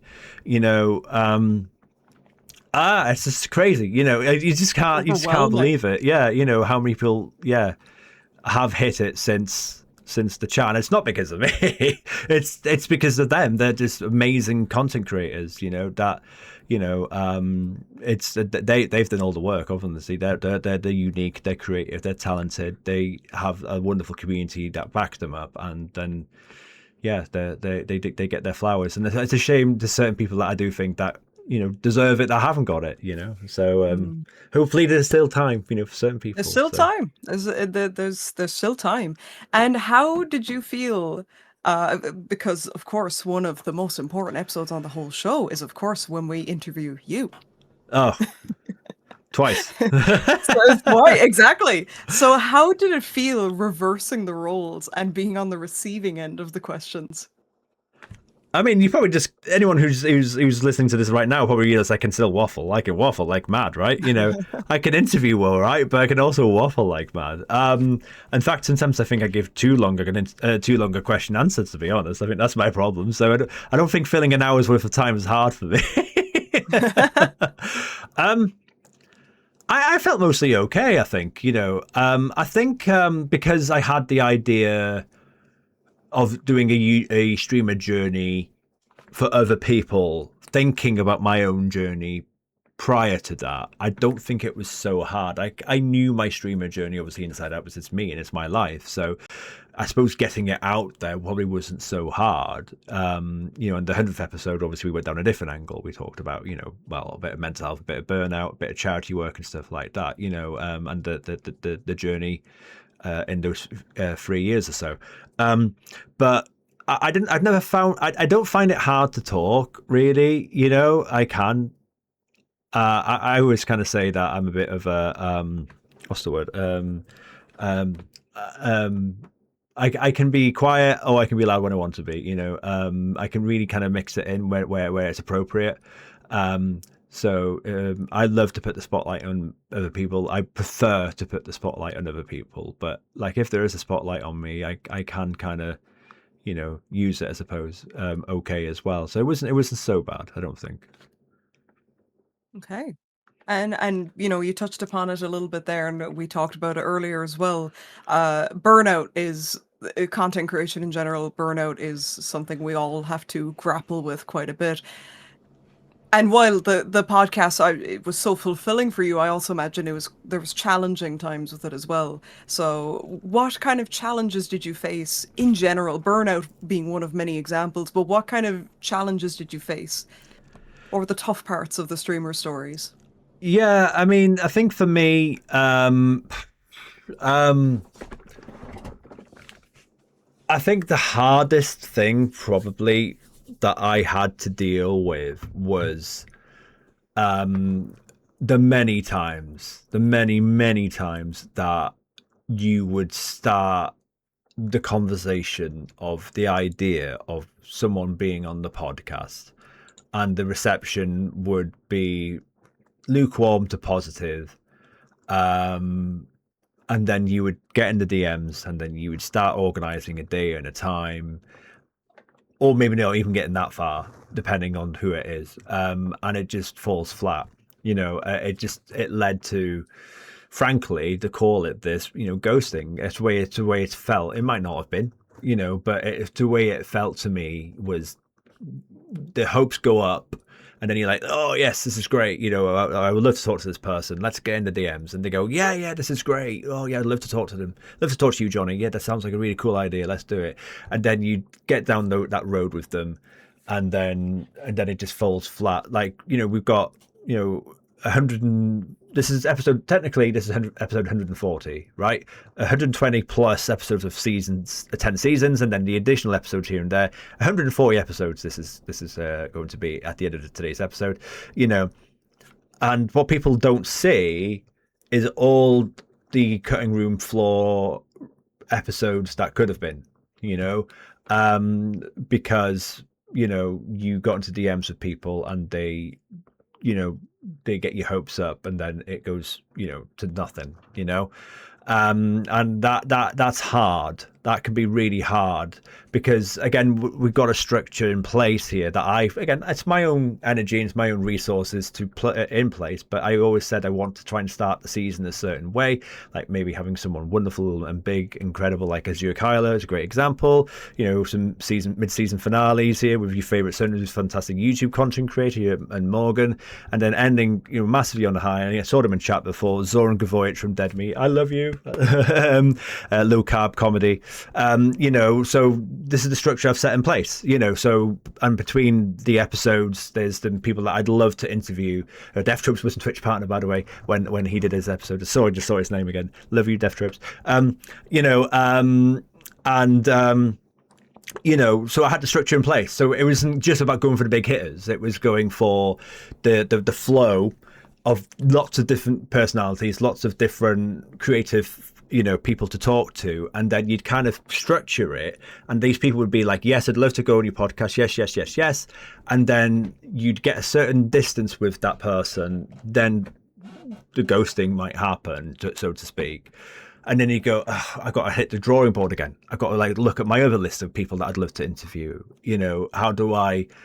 Okay, so who do I speak to now? Type of thing. And again, the genders. We talk about the genders. I've been so split with my genders since season 3. Season 3 was when it went 50-50. Season 1 mostly men. Season 2 is mostly women. Season 3 onwards, 50-50 split. Yeah, literally. So again, it was kind of like, obviously you got some, non-binaries and queer folk in there, but overall it was 50-50. So it would not just be a case of, okay, I want to speak to that person. Do they hit my weird, dare I say, autistic structure in my head of like, I want this structure to stay in place. Do I have the time to talk to them? Can I get the content, to be ready in time to deliver into the world? Because 12 episodes, you got to have it as almost like a nice neat bow to then launch it. So those were the things that would be really difficult for me. Those are the things that would be really hard. On top of that, you've got burnout, like you've mentioned, being burnt out, doing too much, having a lot on your mental, the old mentee be, it's a lot to kind of navigate on top of being, a husband, working full time, being a father, trying to stream 3 or 4 days a week, trying to get all this done, doing charity events as well. A lot of it's self-inflicted. It's my choice to do what I choose to do, but on top of that, you kind of hope that if people do say, yes, I'd love to be on your podcast, they don't kind of then lead you on that merry-go-round that is hard then to reset to step 1 again with someone else, because you'd rather them just said no, or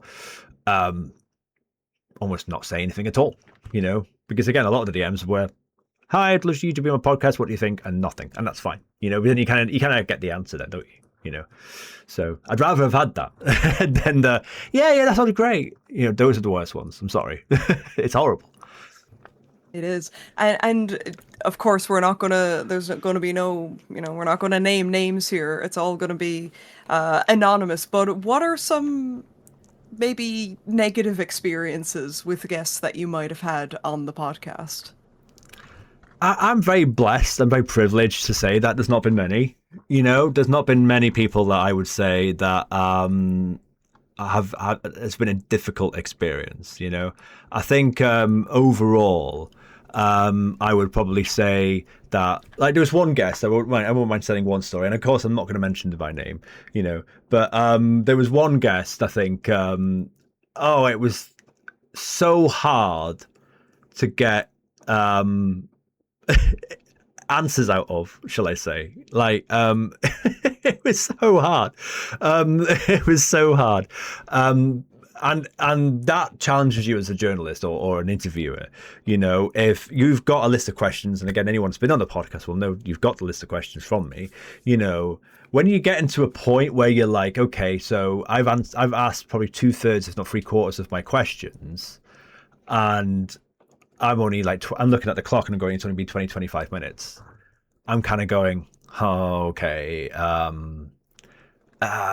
You have to improvise. Yeah, thank you, Sumi. Again, shout out to Sumi, another wonderful podcaster and horror content creator who's been on the podcast as well. We will know the feeling. She's interviews herself. So yeah, absolutely right. It's one of those things. Yeah, hey, Elisa, another wonderful person on the podcast. So yeah, it's one of those things where you've got to like improvise. You have to go, okay, well, you have to think outside the box. And there was one episode, again, I won't mention their name, but where I was like, I've gone through most of my questions here. How can I navigate this further? How can I then go through this next half an hour? Because I've got to try and think about this episode being an hour long.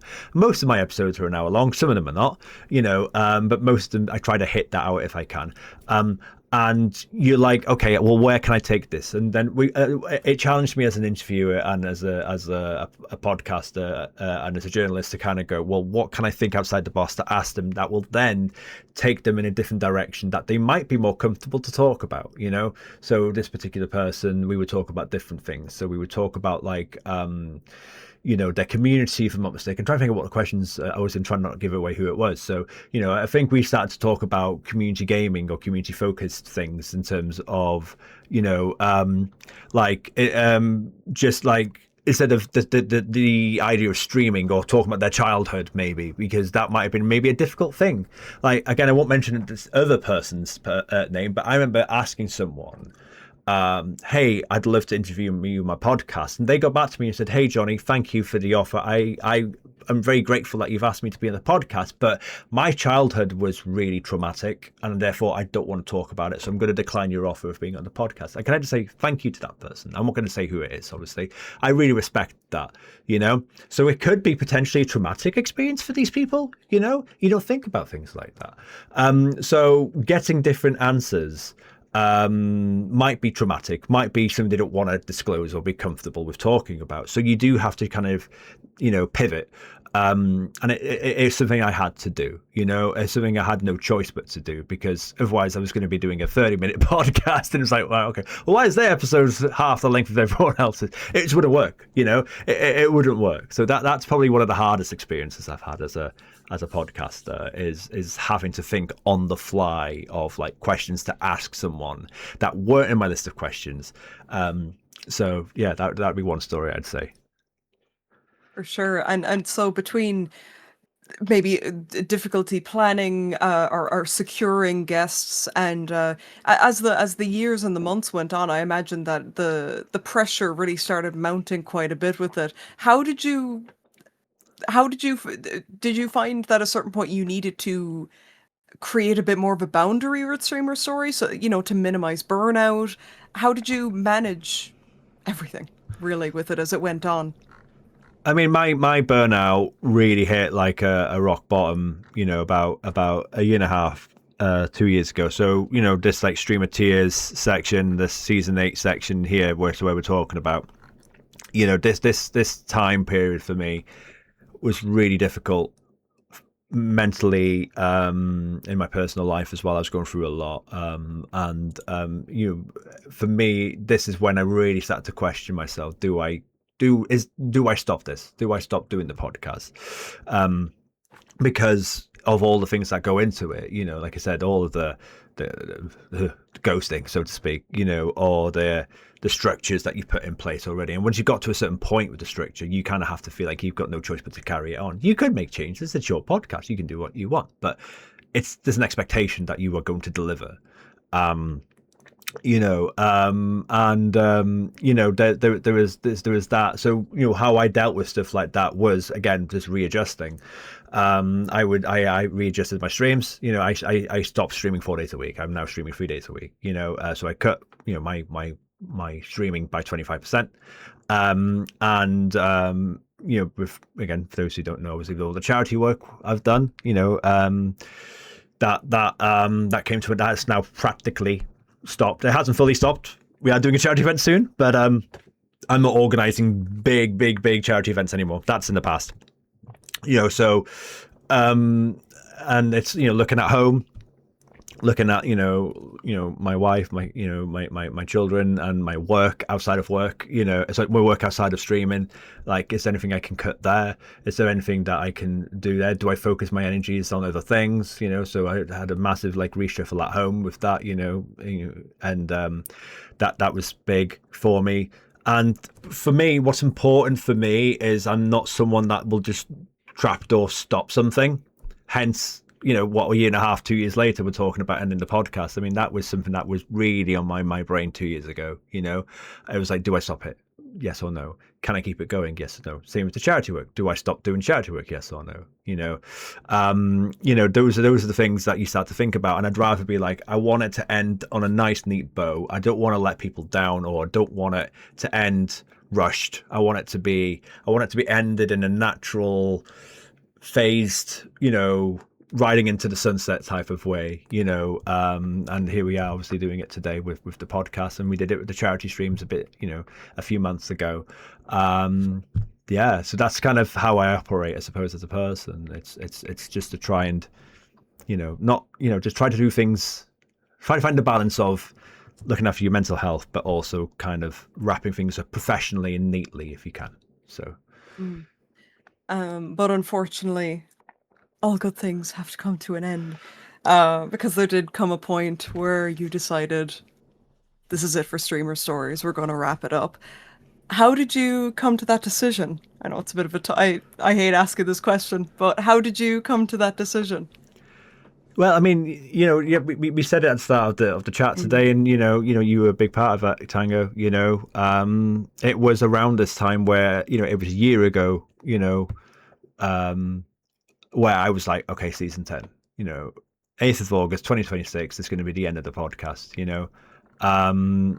So prepping for episode 100 with yourself, Tango, was a major part of that. Because I literally made that. I didn't make the decision there and then. Like I think I said to you in when we had a voice chat, like I'm thinking of ending the yeah. podcast in a year. I don't think I said I'm doing it, but I think I said lock in the 8th of August 2026 just in case, type of thing. And Hmm. bless you, you have and did. But this is then prepping for season 9. So obviously I didn't record this yet. So this was pre-recorded. So I think it was probably in the middle of season 8 at this point. So it was something that I'd started to think about once we got season 8 kind of done. I really started to think, okay, right, I think there's going to have to be a finite number on this now, and in terms of like the why, on top of the burnout, on top of the the lack of communication, shall we call it, from certain people, that does take its toll. There is a point where you kind of have to maybe think about like, can this go any bigger than it is, and do you want to risk plateauing with it? you know I'm so blessed, to have interviewed some of these incredible people. Again, just looking at Josh Rife, goddamn, like that was an interesting story I haven't mentioned yet. You can ask me about that in a minute if you want. How I got him on the podcast, Megan Hurts Curley, in Cribben, it's like, getting these people on the podcast. Raven, goddamn, absolutely wonderful person. Like, can you can you get the series to go even higher? Can you? Question mark. Can you? Or is it going to be like this, or is it going to start to plateau? Is it going to start to kind of go down? And you risk that. You risk it. No one knows the answers to those questions. And it was kind of like, okay, I don't know if we've got much more. I don't know if we can take it any higher than this. I had to be realistic with myself and kind of go, I genuinely don't know. And the proof for me of that is season 10. Like, I did everything in my absolute power to make this last season as big as I possibly could. I threw everything at this last season. Some of these people that are on here, I just saw that guy Alexi and Kim Knivel in chat. Thank you so much for being here, guys, and Gothanicity as well. And I think it's all Law at one point. Like, it's these are incredible people. These are amazing content creators. Many of them obviously YouTube or Twitch partners on top of that as well. And I threw everything I could to make this as big as I could. And I don't think we could get a better season this caliber wise. So like, it's like, where can you take it from there? I don't think there's another level that I probably realistically can hit. So I want to end it on that high. I want to end it on, this is the level we got to, and hey, what a hecking level we got to. I'm so blessed. I'm so privileged to be able to have spoken to these people. Okay. And as well, as the years went on, the podcast started when we were still in a pandemic. Uh, and now here we are in 2026 with the pandemic largely behind us. You've seen the landscape of Twitch and YouTube and content creation overall shift and morph and change completely. So, do you think that might have fed into the streamer stories in any way, or just generally speaking, what did you notice about the landscape change? Oh, it's so different now. Again, it's another reason why it's a good an addendum reason to stop the podcast as well. Is the streaming landscape has changed so much. It really has. There's so many more streamers back then, numbers wise, than there is now. So I'd say that the crop of talent, the quality hasn't diminished, but the numbers of streamers has definitely gone down. And there's not as many new streamers now as there used to be. Again, just going back to one of the main reasons why I wanted to interview Chibi's. Chibi's only started streaming last year. His hit Twitch partner, absolute force, wonderful person, wonderful being, and she's a rare breed of people in 2026. A new streamer finding success, after a year of streaming, don't happen in 2026. You have to have been grafting for years to probably hit Twitch partner nowadays. So again, that's why I wanted to pick her brain. Because I thought she's an incredible content creator. I wanted to learn her journey more. But that's one person. That is rare now. Whereas back in these days, in 2021, a lot of these people maybe weren't Twitch partner, but they very well easily could have been, because the viewership, the viewers on Twitch were much consistently higher then. There was a lot more people getting much bigger numbers now. We've all, no matter how big or small we are in chat, right, guys? And I'm sure Tang, you can agree as well. We're all struggling a little bit with the numbers now compared to previous. And that's a big change on Twitch, and I think on YouTube as well. I don't think it's necessarily just a Twitch thing. People are not spending as much time on Twitch, or on parts of the internet, especially in the summer. So why keep pushing if it's the want or the drive behind it is not there in the first place, anymore, both as a streamer and a viewer. I think that's one of the biggest changes I'd say is in the last 5 years. It's harder now for everyone, I think, streaming and also being successful at it. And yeah, that's probably why I think that's one of the big changes I think there's been in the last 5 years. Okay.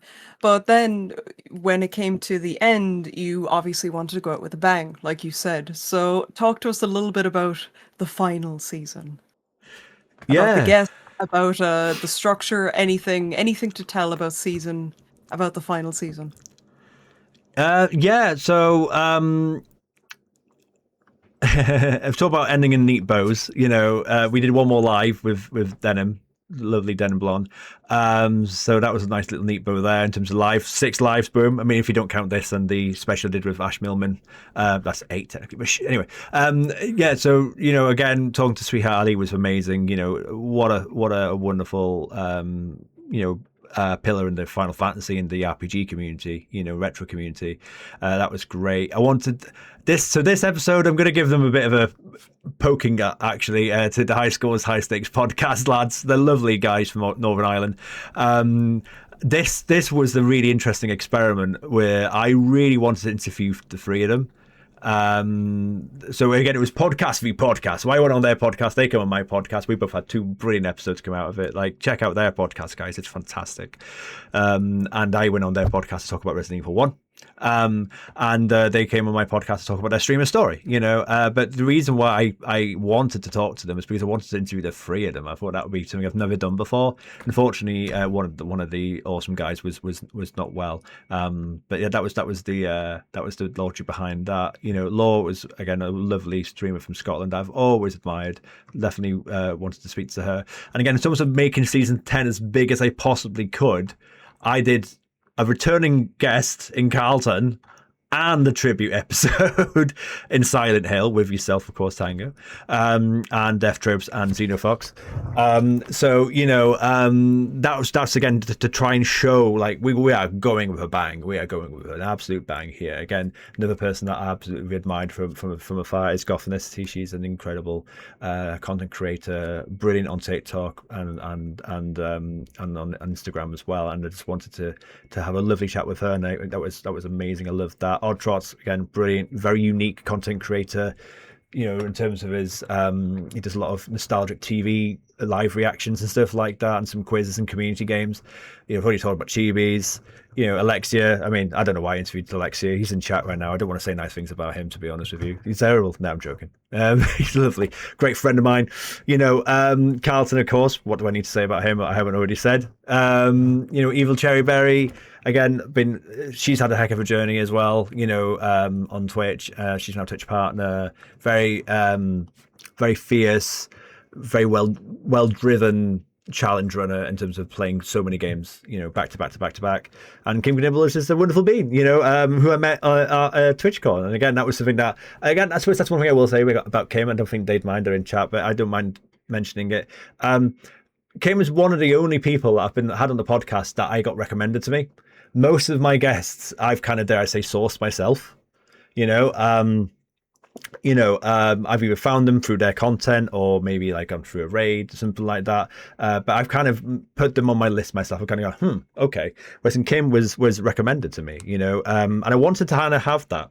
I think I saw a tweet about it saying, you should never have a podcast and get someone else to pick your guests. And I was like, why not? Why not try it? I think sentimentally agree with the idea and the logic, but I wanted to. I got recommended Kim, and I was like, and I checked them out, and I thought, yes, they're absolutely brilliant. Yes, let's talk to Kim. They're wonderful. Yeah, I'm very happy. I'm very, very blessed that I had a lovely chat with Kim. And then again, trying to finish the podcast as big a high as I possibly could. I got one of the absolutely incredible members of the Easy Small team on YouTube. And again, for those who don't know, Easy Small, 4 streamers on YouTube. The Hot Cross, John Wolf, Gab Smulders, and Sino Beats, who do horror multiplayer games, and they're all incredible on their own, and then as a group they're even more insane. And then we got Gary, aka the Hot Cross, to finish the season off. So yeah, I mean, wow, I couldn't have picked 12 better people to talk to.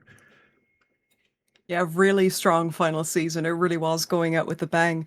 I am going to gently remind the people in chat that if you do have any questions you would like to throw our way, if we haven't already covered it, of course, feel free to throw them into chat, and we'll try to get to everything as much as we can. How did it feel for you, Johnny, when it was all over? Because it was such a big part of your life for 5 years. I'm trying to imagine myself if I stopped streaming, it would feel quite weird that a part of my life is gone now. How did it feel for you when Streamer Stories was done? Is it done yet? Are we done? Okay, it's not done yet. We are. We're done. We're done. Oh. Nearly done. We're so close, guys. Well, when season 10 was recorded, yeah, it's a massive weight. It was a release. It was a weight drop. It was a mental, like,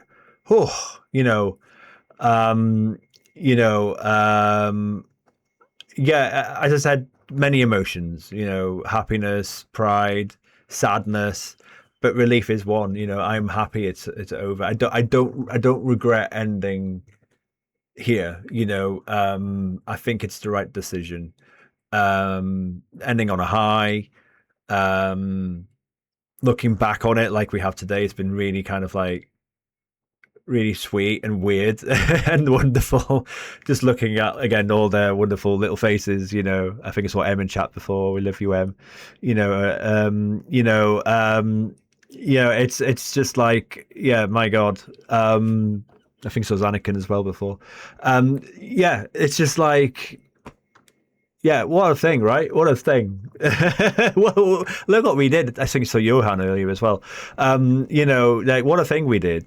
I'm so proud. But I am happy overall that we're here. We've finished it, because I think I can now leave it, as I think it's in a time capsule. Again, you talk about your episode, Tango, as being, a really important kind of pinpoint, as a chapter in your life, and that's what we wanted to achieve with the podcast. We wanted to achieve something where people can be, dare I say, immortalized. Some people taken this podcast as being just an interview, and it is ultimately on the ground just an interview. But for others, it is a bookmark of their streaming journeys, or it's a bookmark of a time to look back into their past and kind of go, oh yeah, I had that thing happen to me when I was a kid. Oh, that brings me back. That's a lovely, heartwarming story to think about with my childhood. You know, we don't want to unlock trauma, but we want to unlock hopefully happy memories. You know, so that's kind of what we wanted to achieve, and that's what this has done. That's what we've done it. You know, it's there now. I don't plan to get rid of these episodes anytime soon. People want to, you know, have a moment where they go, someone asked them a question. So how did you get into streaming? How did you start this streaming thing? You know, people go, oh, well, I've got a podcast episode for that. I joined this guy called Johnny Beard. He said, there you go. There's the link. Boom. You know, check that out. You know, that is the point of the podcast. That was what it was there for. You know, and we've done it. You know, it's been done. It's box ticked. You know, and yeah, that's where the pride comes in. You know, I'm really proud that we've delivered that. Yeah. Yeah, in terms of when you scroll through it as you have been for this entire session so far, it's surreal. I'm trying to imagine the amount of effort that went into in terms of organization, the podcast themselves, the uploading, the management of it all. So much to be proud of. So much to be proud of, and I really appreciate you having me along with you, may I say, especially on the final episode. Rep Kyle in chat is asking, is there anyone you really wanted to interview that it just wasn't able to happen or it never worked out? Any dream guests? That's a great question. Rep Kyle's here. He is. Everyone, go and give some love to Rep Kyle's. Yes, there is. So I'm happy to. Again, behind the scenes, Tango knows this story and Punch It soon, but no one else knows this story. So I'll tell you one story that literally came to an end literally last night. One of the people that I was messaging for literal years about getting on this podcast, that was so close to happening, but ultimately we couldn't get it to happen, was the absolutely incredible Unaleska. So, for those who don't know, Unaleska is, again, we're talking about pillars of the Final Fantasy community. Holy crap, right? She really is. I could swear it's my podcast. Holy shit! There you go. You know, I've been DMing Unaleska for about 3 or 4 years, and she was always been like, "Yes, I'd love to come on," and then it would drift out. And then I'd maybe ask her like a couple of seasons or a year later, and she'd be like, "Yeah, that might be great," and then it drift out. And it literally happened. So when I was building season 10, you know, I went all through the stops to try and message all of my favorite streamers and content creators, you know, many of them who are obviously here that you can see on this list here, but some that you know didn't give me an answer at all. But one person who did give me an answer was Yuna. She was like, yes, I would still love to the point that I couldn't get a date down with her. So therefore season 10 kind of came and went, and I was looking at maybe doing an episode with her after this podcast comes to an end, because, you know, if another question might be, is this it? Is that it, or is there any plans for any future episodes? The answer is we will have to see. You know, there's no more seasons. I'm not doing seasons anymore. But if the right opportunity, if the right guest comes along, I will definitely do a one-off here or there once in a while. And if Unaleska and I can get into a chat for an interview for an hour, I'd love for that to happen. You know, other guests. What was the question? Anyone that I was close to getting was the question. Was that the question? I'm trying to think what the question was. Any dream guests or, any dream guests people that you wish you could have, but it didn't work out? Yeah. It's kind of a bit of both, isn't it? So dream guests for me, you know, are John Wolfe. John Wolfe's like number one for me. Like, again, a member of Easy Small alongside Gary the Hot Cross here. You know, I've been a long-standing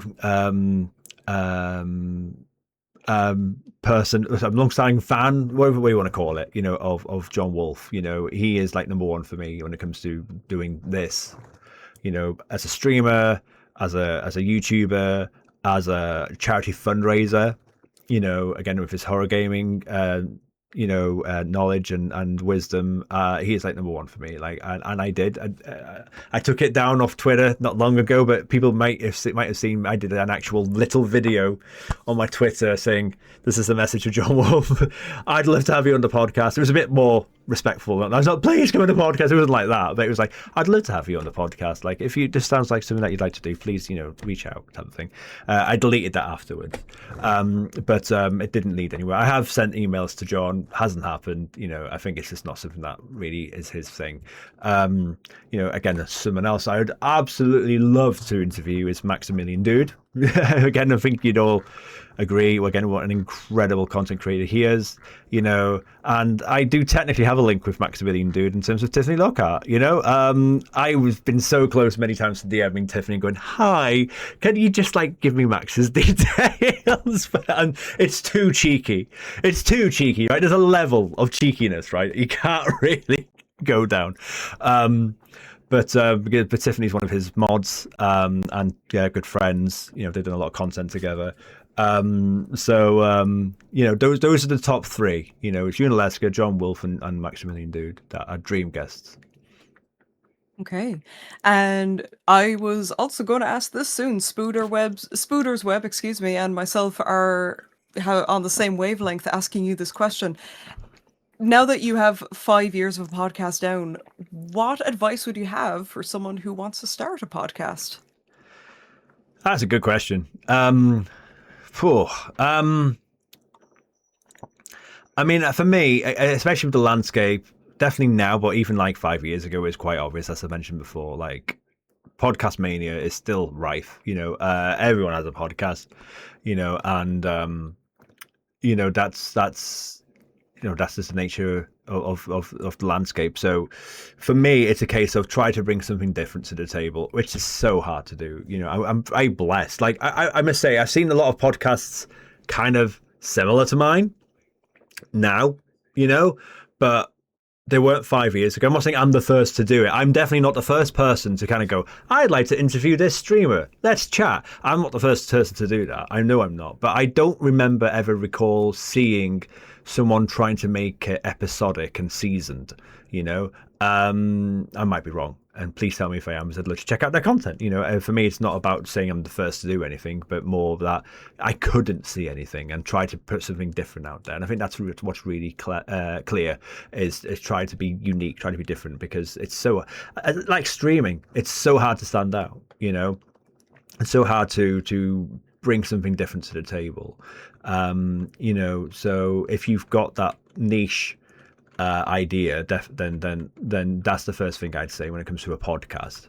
Unless you just want it to be a place to waffle with some friends. I mean, if that's your jam, that's wonderful and that's great, and then go for it. But if you're trying to put something out there for people to listen to and to vibe with and to react to, on a level, so to speak, then you need a unique idea. And then, for me, you need a good structure. I think a lot of people, probably again similar to Twitch and streaming, might have an idea or a structure, and then it falls quite flat down, because people don't realize how much hard work goes into it. So be prepared for the hard work and be prepared to have some kind of structure. Again, I've been very blessed that I had the structure, 12 episodes weekly. I feel like that's doing that for 10 whole seasons over a 5-year period is important. So I definitely think that those are the two key bits of advice I'd give someone thinking of getting a podcast out from the ground, and obviously get good equipment. Similar advice almost to Twitch streaming, isn't it? But but you kind of need to be wary that you need. I think the unique idea is most key, believe it or not, because if you want people to listen to it, you need to give them a reason to connect. Okay, fantastic advice. And like you said, it goes for streaming as well. 100%. They're very similar formats, really, in many respects. So, with it all coming to an end, is there any, I suppose, parting message or final words or anything you would like to say about streamer stories now that it's wrapping up? Just again, just thank you to everyone, on all fronts. Thank you to everyone that's watched this live, obviously on Twitch, and then anyone that watches it back on YouTube or listens to it back on Spotify. But thanks to these, many wonderful faces, these wonderful guests, I think I counted. I've got the information here. Bear with.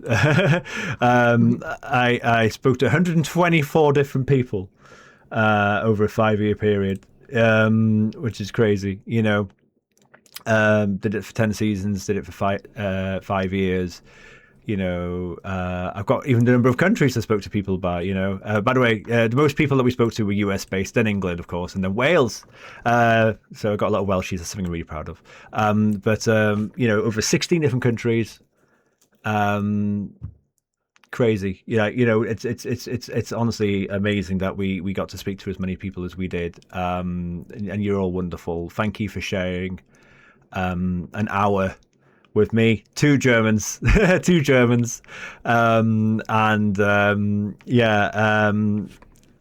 you for sharing an hour of your time with me. Thank you for let me pick your brain, and I hope you got something out of it too. I've been told, certain people, not many, but a good handful of people have told me that, oh my God, speaking to you for an hour, Johnny, felt like therapy. It felt like you were so relaxing and easy to talk to, and it almost felt like I was in a counselling session. So that's like such a nice, heartwarming compliment, I'd like to think. It's been a pleasure. It really has. So thank you to everyone that's been listening or giving me their time. Yeah, and I think I speak for every single guest on the podcast when I say that I completely agree. You had I've said this to you many times when we've been on voice chats and whatnot, that you have always had such a kind and warm energy on the podcast. Genuinely a delight to speak to, which is also why in my own case I've been on it so many times, because I would be an absolute fool not to.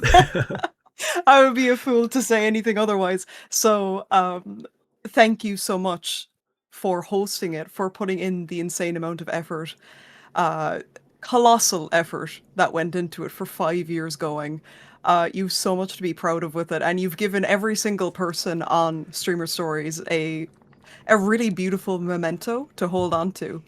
You like crystallized a part of, their life, their hobby, their passion, and you're the reason that happened for over 100 people. So thank you. Thank you. It's very kind for you to say. And thank you, Raven. Sorry. We also have a lot of other people that want to say thank you as well, because we have a very, very lovely thank you collaborative message, I suppose you could call it, from over 30 people. Oh my God, yeah. Just maybe just a couple of things then. Oh my God, Melancholy, thank you so much for that. That was insane. Oh, wow. Thank you so much. That's so sweet. To answer another question, but I've got to give a moment to the Irish. Of course I do. 5 Irish streamers, and if you want to count the other side, 4 Northern Irish. We live both sides of the border there. So yeah, hopefully that answers that question. And yeah, I suppose to say, God, we have a video, obviously, showing the many, many messages that people wanted to give to help wrap up the podcast. And it's over 50 streamers, and it's over 30 minutes long. So I could not believe when I was stitching this together that it took this amount of time. I'm so humbled. Anyone listening on Spotify, you can probably hear the voices, but you might not know who they are. So you might have to go onto the YouTube to see this later on if you listen to this on Spotify. But we'll put on the video now. Shall I've not watched this. I've heard it. I literally cropped it, so I don't know who has said what. Hopefully, there's no one saying horrible, nasty, pasty things. Right? We'll have to find out. Yes, this is a complete blind watch for both of us. So yeah. We will be sobbing. Yeah, we'll be muting ourselves to hide the sobs now. So. Hey Johnny, congratulations on getting to the final season of Streamer Stories and producing over 100 episodes. That's a crazy achievement. It's crazy to think that the first episode we recorded was 5 years ago. It might not look like much has changed because I'm still rocking the exact same background, but obviously loads has. That's a huge amount of time to be doing anything really.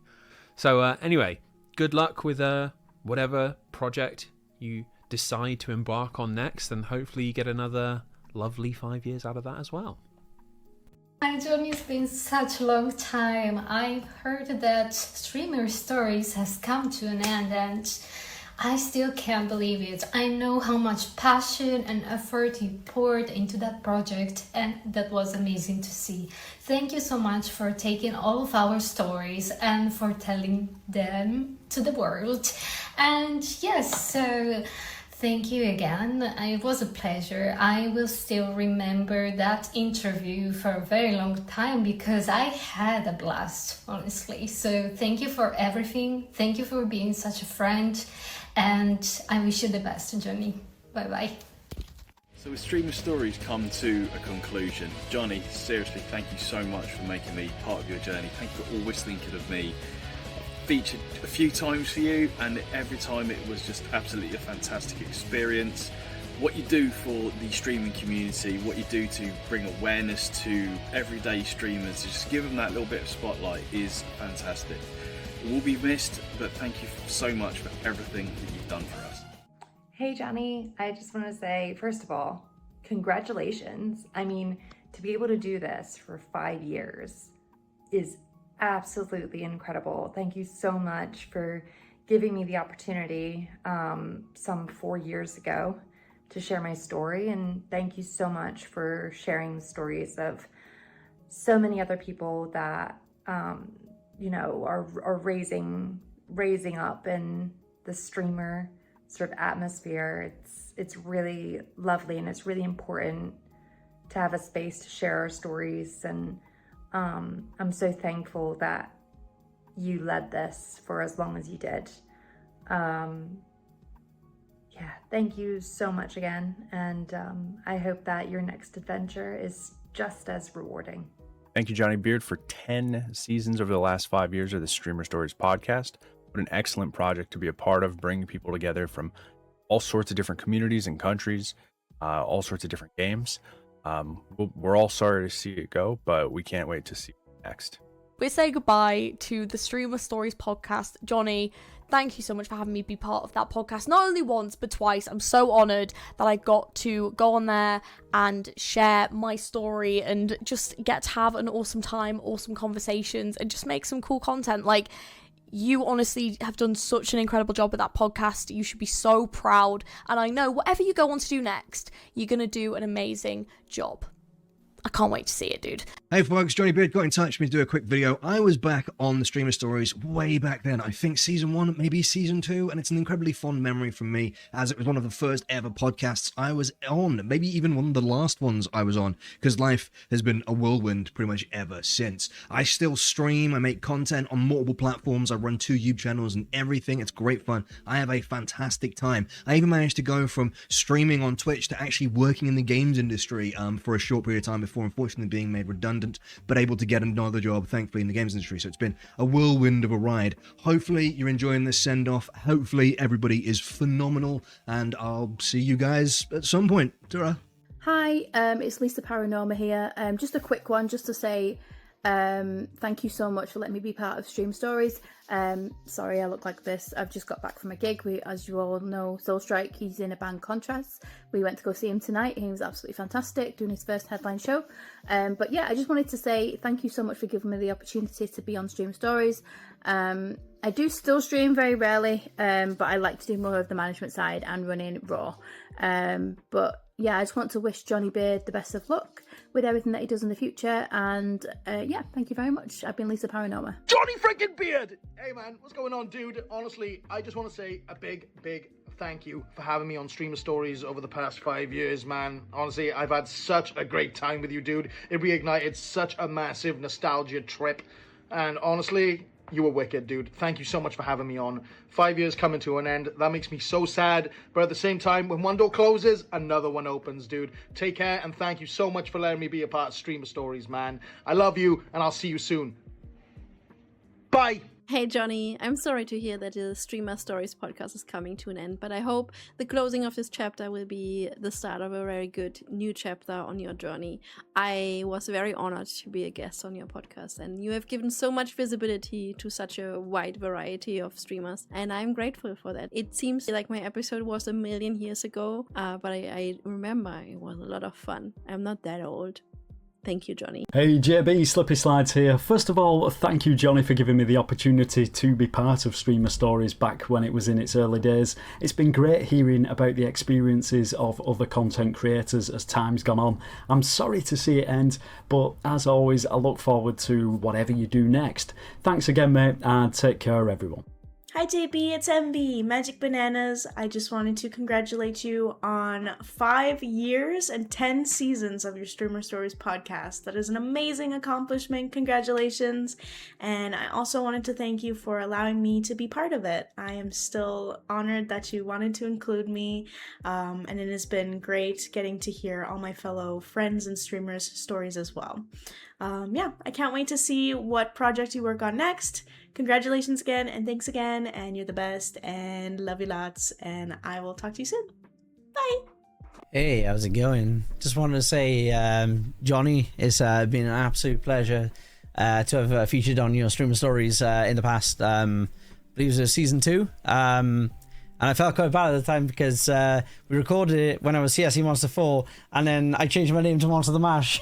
And you had to put something over it to show it was Monster the Mash instead, and you had to do a little credit thing for it too.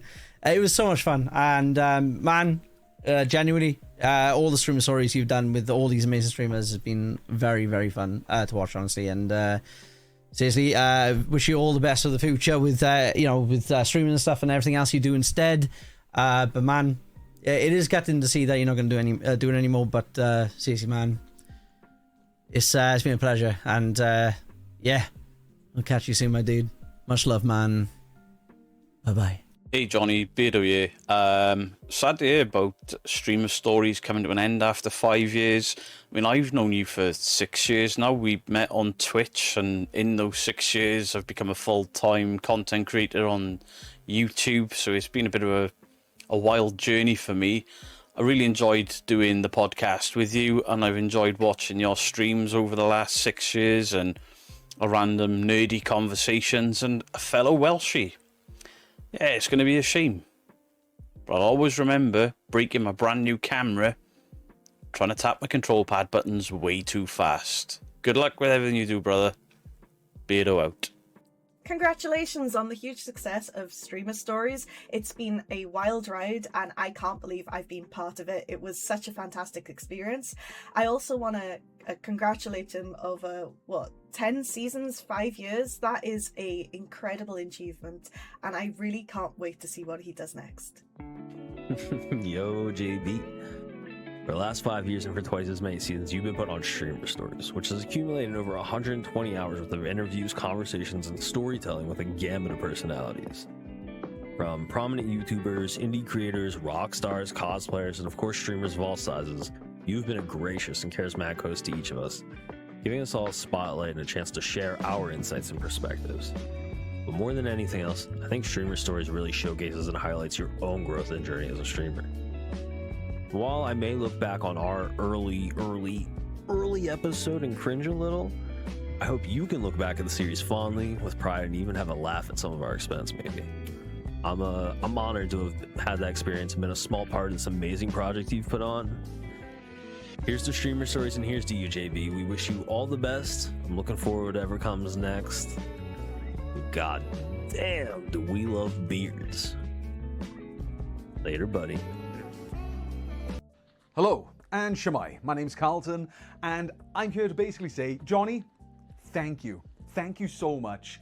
I absolutely love you. I'm grateful that I had the chance to be on the Streamer Story podcast, not just once, but twice.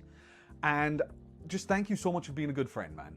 I hope to see you do more in the future.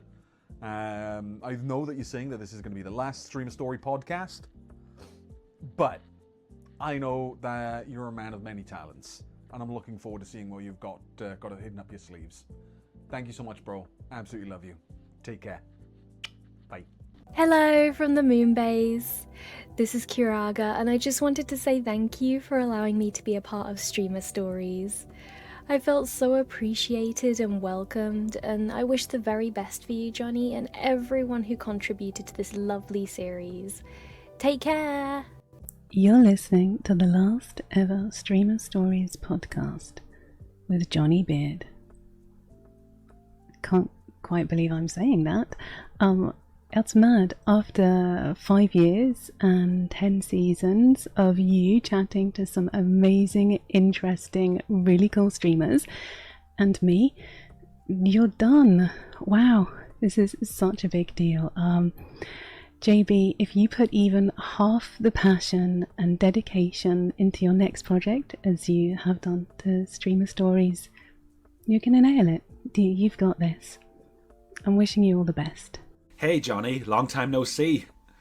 But seriously, I just want to take this time to say thank you so much for having me as a guest on your streamer podcast Stories. It's been a blast and honestly one of my highlights during my streaming career, and 10 seasons in 5 years. Wow, what an achievement. Fair play to you.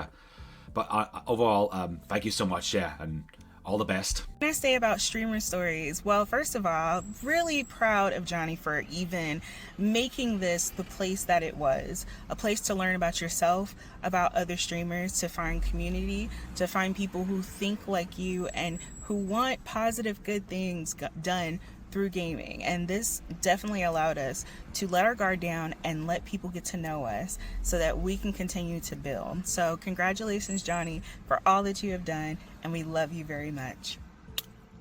Hello everyone, Neon Genesis here, and I just wanted to say a big thank you to Johnny first and foremost for inviting me on this podcast. It's been a fantastic way for me to be able to share about myself, my past, and, you know, ultimately my story and my streaming experience. And next up, I just wanted to say thank you to any and all streamers that have come on this podcast for me, and just to say, you know, thank you for, you know, coming on as well, sharing about your past or your story, and for allowing me to get to know and meet many of these cool streamers. And honestly, I just want to say there's been so many cool streamers that have been on this podcast and from all walks of life, so it's been a very special experience. And honestly, for Johnny, for all this stuff he was doing behind the scenes, and, you know, emailing or, you know, Discord messaging people to get them on the show, I can't imagine it being an easy task at times. But yeah, special thank you to everyone who's been on, and ultimately Johnny for, you know, even making this podcast possible. So thank you so much, guys. Johnny, congratulations on 10 seasons of Streamer Stories, one of the best podcasts out there. You are amazing, hardworking, and a great friend. Thank you so much for having me on as a guest, and I look forward to future collabs with you, hangouts, and just chilling in streams. Hi, Johnny. Well done on 10 fantastic seasons, and thank you so much for having me on the show. I had a lot of fun chatting to you, as you can tell looking back at the footage and seeing how much I move my arms around enthusiastically. I had a lot of fun, and it was a real privilege to get to speak about something I'm very passionate about, making art on live streams with viewers, and causing chaos. So thank you so much once again for having me. Hello, Johnny. You didn't tell me you started. Hello, I've started. Hello, Johnny. Mr. Beard. Thank you for letting us be on We should have got teleprompters. Streamer Stories. We should have got like a card sign you could have held above so I could have readed it.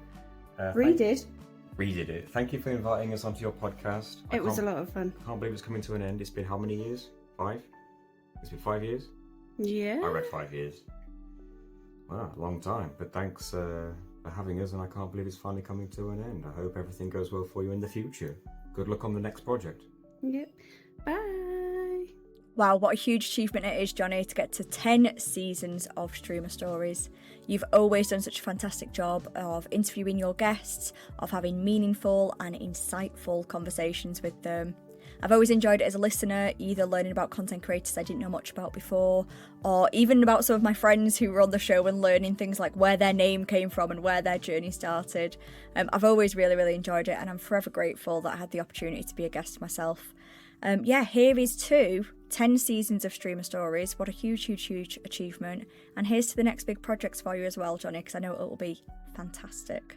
Well done. Hey Johnny, Sean Johnson here. Just want to say a big well done on making it through 10 seasons and 5 years of Streamer Stories podcast. That is an incredible run, and I think you've more than earned yourself a break at this rate, so fair play to you. It was an absolute pleasure being on the show. You've managed to interview some of my favourite creators out there, and any that I've spoken to who have also been on the show have spoken so highly of you, and I think that's a real credit to the work that you put in there. So honestly, congratulations, well done. I'm looking forward to seeing what you do in the future, but for now, take a good long earned rest. You very much deserve it. We gotta look professional. Do we look fresh enough? Maybe, no. What the Johnny, a lot of effort's gone into this, okay? Just so you know, look how shiny my forehead is, guys. What the hell? Because you're gonna sit here editing this going, why did I allow this? And it's your fault because you didn't tell me what to say, so. This one's on you, boo. Professionally unprofessional is what I am. Our Father. No, not the Lord's Prayer. He ain't helping us. We're beyond saving, guys. Take 27,000. Thank you so much for having me on the podcast. It's been a privilege. It's been wonderful watching you do these over the past few years. I can't believe it's coming to an end, and we all wish you the best in all your future adventures. Love you. The Streamer Stories podcast. My, what a wonderful thing that Johnny made. Look, it was a fantastic series that you got to know a load of absolutely super awesome bunch of creators on, which I was also a part of, but had a fun time, and it's been fun checking out other people too, so it's great, and you need to check out everything that's already there. Hey Johnny, I am super stoked that you've asked me to do this. First of all, hello, and it's sad to see that you are finishing Streamer Stories, but my word, what a an amazing few years it's been for you. You've had so many streamers come and join you on the podcast. There's been so much good information that they've given, and I went back and I rewatched the podcast that we did together, and a lot of things that I said then are still true now, so it's good to know that I still maintain and believe the things that I said. But you know, like, it was just really nice reliving my childhood with my games and talking about Pandemonium and Spyro and all those kind of things. So it was a real honour, and I appreciate you asking me to do it. And honestly, whatever next step you're going on to, I know you've got some things in the pipeline with your the next step in your career. So I wish you all the best with it, and thank you for giving us streamers a place to have a voice and talk about our past and talk about our experiences. And yeah, it was just wonderful. So thank you so much. I wish you all the best, and yeah, keep in touch with everyone. All right, bye. Hey, Johnny Beard, listen, man, thank you so much for having me on your podcast, Streamer Stories. It was an absolute blast to be able to experience, to be on the other side of things, you know, to be able to be the one on the other side of things. You create a very friendly, like, almost like a family, like household get-together atmosphere with your podcast, man. It was a blessing. I felt 100% comfortable, and you know, it was a great time, dude. You'd be able to just sit there and just shoot shit and talk, I can't say thank you enough for having me on there, and it sucks to see it go. It does, but I'm extremely happy that you chose me to be amongst one of the many other participants on your podcast here. Sorry, I have a very terrible time with words, and you know, you'll get that from me. But anyway, regardless of that, I'll cut the word short by saying thank you so much for having me on your podcast, mate. I love you. All right, I love what you did. I love what you do. All right, keep it up, and big love. Thank you. Orbit out. Oh my god, it has been 5 years and 10 seasons of Streamer Stories, which is incredible. You should be so proud of yourself, Johnny, because I know I am. Thank you so much for letting me be a part of it. Not once, but twice, with the Halloween special as well. I had loads of fun. And yeah, I think it's so cool. I think it's so impressive, and you have a proper little legacy with an amazing podcast. So again, thank you for letting me be a part of it, and here's to Streamer Stories. Hi everybody, Johan Singer here, and I would like to take the time to congratulate my friend Johnny Beard on an amazing run with Streamer Stories podcast. 10 years, 5 seasons, it's been a very, very long time, a very long journey, and I'm glad and honored that I had been a part of that journey when I got to be part of the podcast a few years ago. And yeah, it's an absolute privilege because so many other amazing streamers have been a part of it, and I'm glad that I could sort of like etch my name in that list as well. So yeah, thank you so much once again, Johnny, for the opportunity, and I look forward to seeing what comes next for you, from your streams to your content and everything else in between. So thank you so much once again, and here's to an amazing future ahead. Hi, Johnny. Congratulations. Good luck with everything. Thank you for everything you've done for so many of us streamers. Good luck with everything that you're going to do in the future. And love you loads. Bye-bye, Johnny. Thank you. Hey guys, it's One Big Beast here. I just want to thank Johnny Beard for having me on his Streamer Stories podcast, Season 7, Episode 77. Thank you, Johnny. Hey, I was part of last season of Streamer Stories with Johnny. Thank you so much for the invitation. It was super fun to be there talking with you. I'm sad it's going to end, but hopefully, who knows, you'll be back again. Thank you so much for being there. Thank you for being an awesome guy. And may you have many more years ahead of you with your projects. Bye. Hey Johnny, congratulations on 10 seasons of the Streamer Series podcast. That's insane. Like, most podcasts apparently don't last like more than 20 episodes, and you've been going for 5 years. And those episodes are going to be out there forever, hopefully giving value to up-and-coming creators. So that is insane. Well done, mate, and best of luck in the future. I know you're going to smash whatever you do next. Thank you so much for letting me be a part of Streamer Stories, be a guest on it.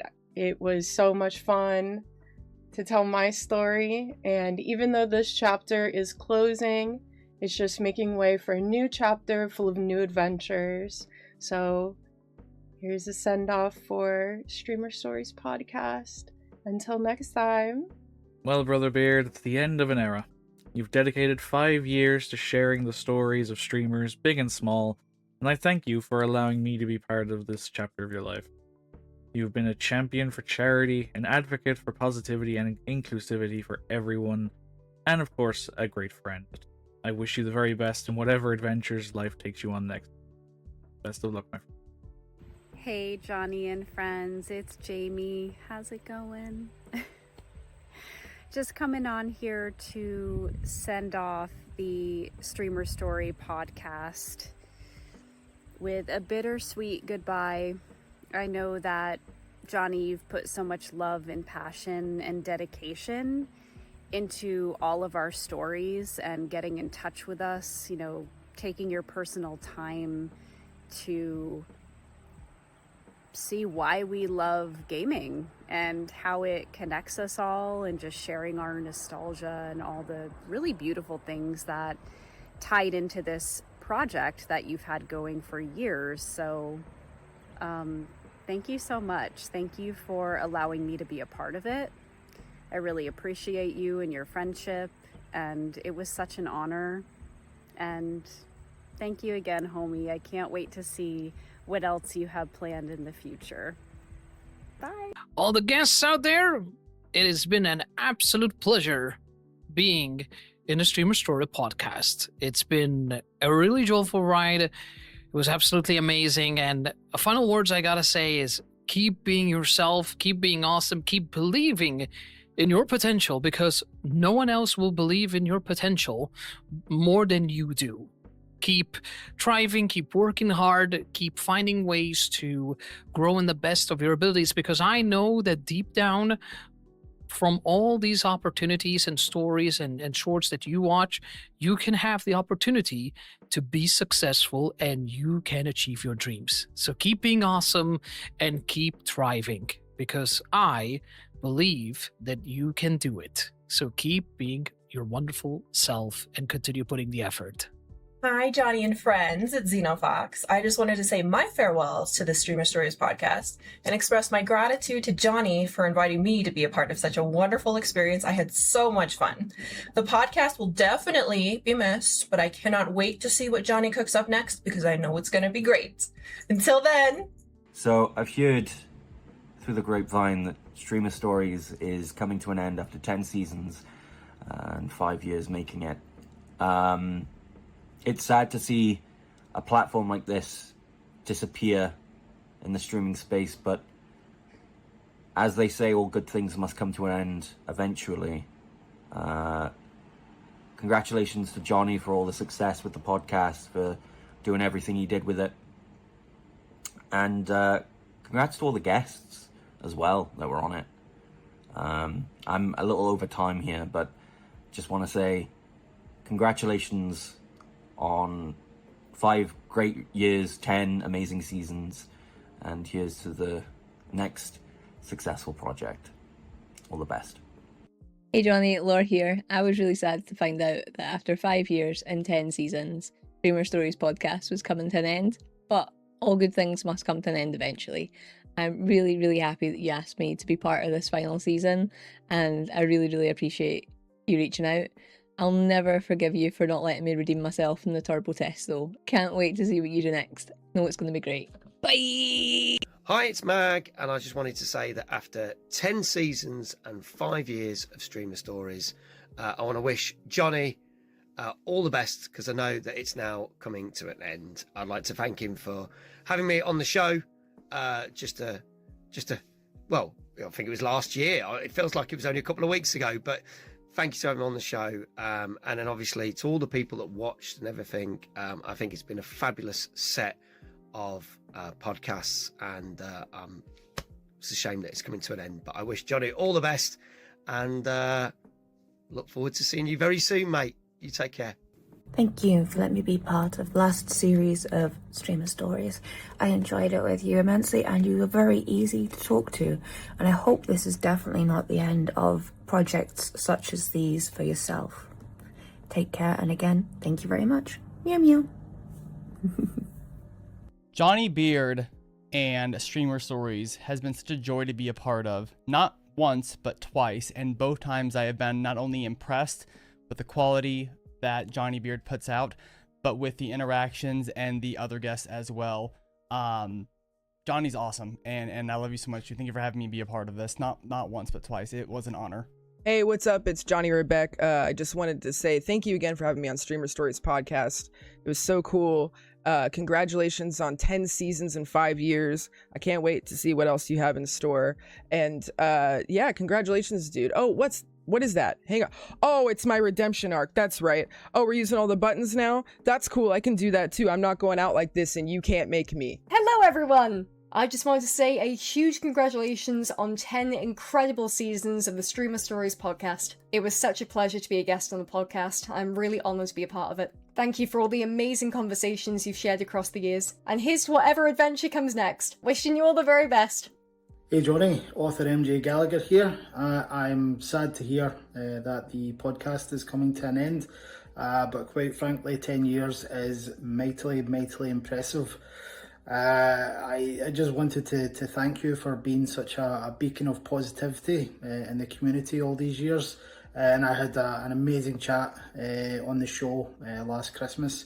I wish you all the best for the future, and yeah, take care, and I love your beard. Bye. Hi, Johnny. I wanted to wish you a heartfelt congratulations. One, because you made it 5 years, 10 seasons, and that is something to be congratulated for. And the sad part comes because it's ending. But hey, it means you get to move on. And I'm honored that I was even a small little part of it. And now that you don't have a job anymore, hey, you don't have to wear pants, which is a plus.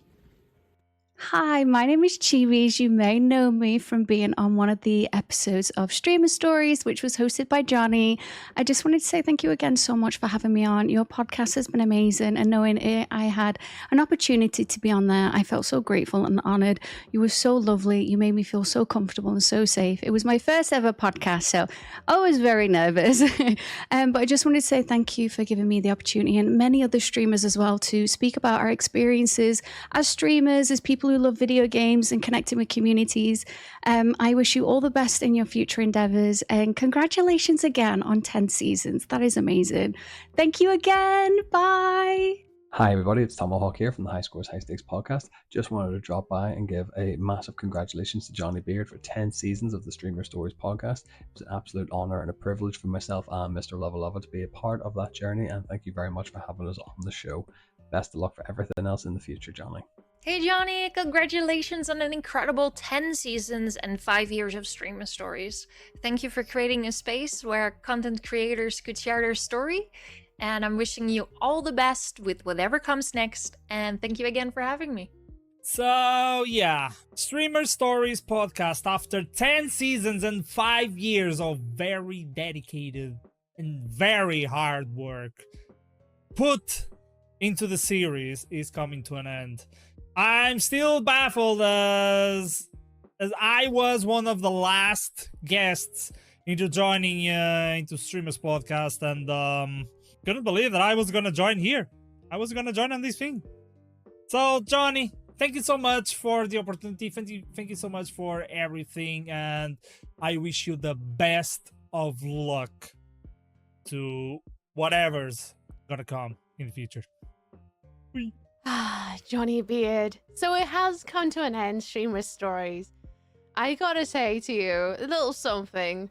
One incredible, fantastic thing you conjured up, bringing streamers together through telling their stories of their adventures through this world, is a feat in itself. How the hell did you manage to get 10 seasons done in 5 years? You are cuckoo crazy. Seriously and utterly GG to you and everybody else who joined in and partook in it. Honest to goodness, you are amazing. Thank you so much for also having me be part of it. It was an absolute compliment. It's probably one of my favorite things I've ever done podcast-wise. So thank you so much for having me join in on it. It's literally one of the highlights. It was so nice to banter with you about, well, everything. We chatted about a lot of stuff. But seriously, this is not about that. I just wanted to say, I hope you feel so warm in your insides with what you have accomplished. You have accomplished the impossible, and that is literally coordinated streamers all over the place to produce a fantastic podcast highlighting the journeys that we all have been on, including yourself sharing your stories through the years. You are inspiring, seriously and utterly. So thank you for putting a little something out there for others to enjoy, hopefully in the future, looking back in the past and reminiscing, or new people popping in and being like, oh, look at this. It's amazing. You better be patting yourself on the back, and you better be treating yourself to a nice, good food, nice little nom-nom, and something delicious to drink, and just take a breather, because you've accomplished it. Well done. Streamer Stories is fantastic. And for anyone out there who hasn't partook in it, please, like, listen to it. It's fabulous. And stuff. Also, can I just have a quick moment to say, I hate Carlton. How dare you take my first place? Disgusting. If I didn't tap out, I would have stayed in first place.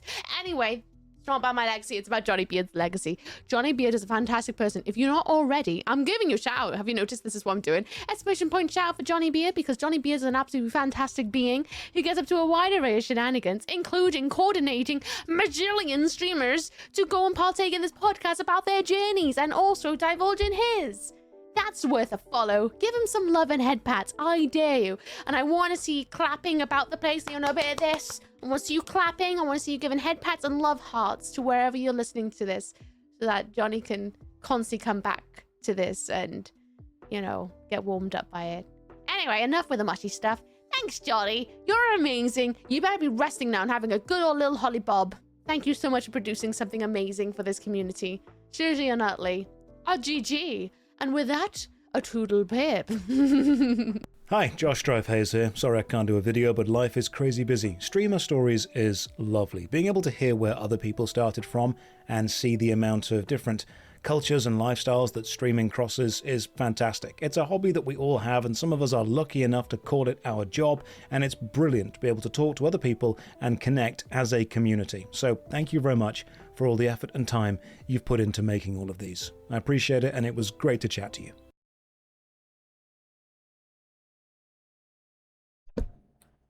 Oh, okay. Take a breather. I don't know what to say. But thank you for the rage, by the way, Uki, and Zaroff as well, and for the bits and stuff. But oh my god, wow, I don't know what to say. I genuinely don't know what to say. That was a lot. Yeah. Hi, how you doing, Tango? Are you okay? I'm blown away by every single message was so kind. It's there. Wow. Yeah. And I don't even. I'm like you. I don't really know how to put into words how lovely that all was, and for you to have that now as a compiled video to look back on, yeah, for years to come is wow. That's a blessing. It's a gem. Yeah, that was very humbling. And Zanakin, if you want a turbo test, get in my DMs. I thought you had. I thought I asked you. Anyway, sorry. I was reading the comments.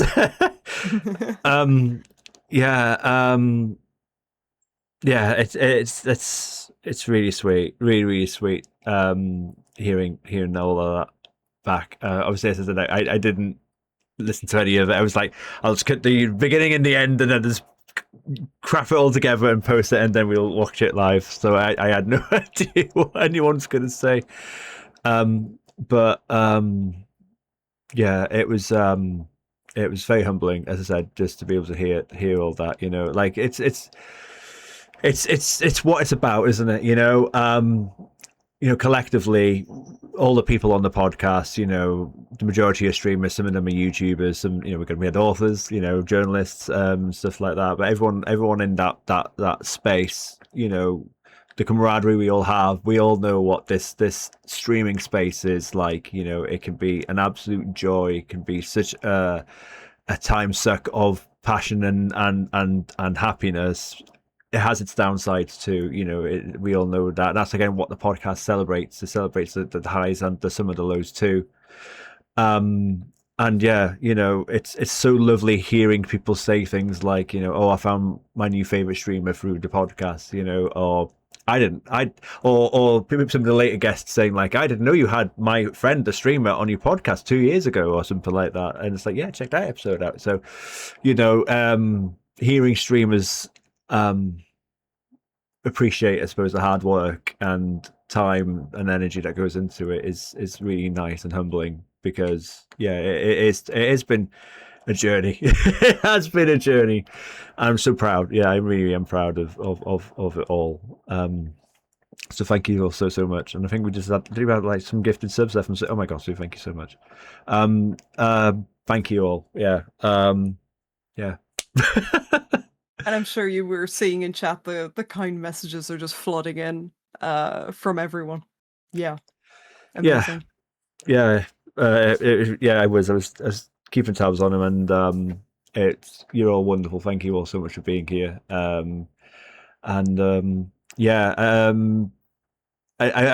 didn't mention my little story about Josh Drive-Hayes. Again, thank you to Josh. Yeah, he gave me a literally last second message. Bless him. Very kind of him. Very incredibly busy man. I approached him directly. He was the first person I approached directly in person and kind of said, hey, I've got a podcast, would you like to consider going on it? And again, if anyone doesn't know, I mean, Josh has hit 1 million bloody YouTube subscribers. God damn, he's a giant, as far as I'm concerned, in this space, and I'm so grateful for him giving me an hour of his time. And he was such a gent to work with, but goddamn, all those messages, all those Yeah, I'm about to watch that back. Oh, I don't know if I want to. Maybe I don't want to cry. I didn't cry. You know, I was close. Yeah, I was keeping an eye on it. This thing nearly got me, actually. Goddamn. Uki nearly got me as well. Goddamn. Yeah. Yeah, I'm just overwhelmed, but yeah, very happy. Thank you all so much. And yeah, you know, it's the end of something very special. But yeah, you know, it's all there. It's immortalized. You know, so you know, some people haven't checked out some of the episodes, and some of the streamers who checked them out do it. You know, it's all there for a reason. It's not for now. It's forever. You know, so check them out, guys. You've a treasure trove of stories to listen in on. And once again, I said it before we watched the video, but I'll say it again. I think I speak for everyone in chat and the guests that thank you for hosting it and making all of this happen. Thank you so much, Johnny. Thank you as well. Thanks so much, Tango. Everyone go give love some massive love to Tango. Check her YouTube out, check her Twitch out. She's an incredible. I'm so blessed that we have our friendship and we have had it for 5-6 years now. You know, so it's been such a pleasure to share the platform with you more than anyone else. You know, so thank you very much. And thanks for hosting this as well. You've been amazing. Thank you. Oh. Well, I think we have to wrap it there, don't we? I think, this is the long one. God damn. Yes, it was. But yeah. And so it should be. It should be. I'm glad. Yeah.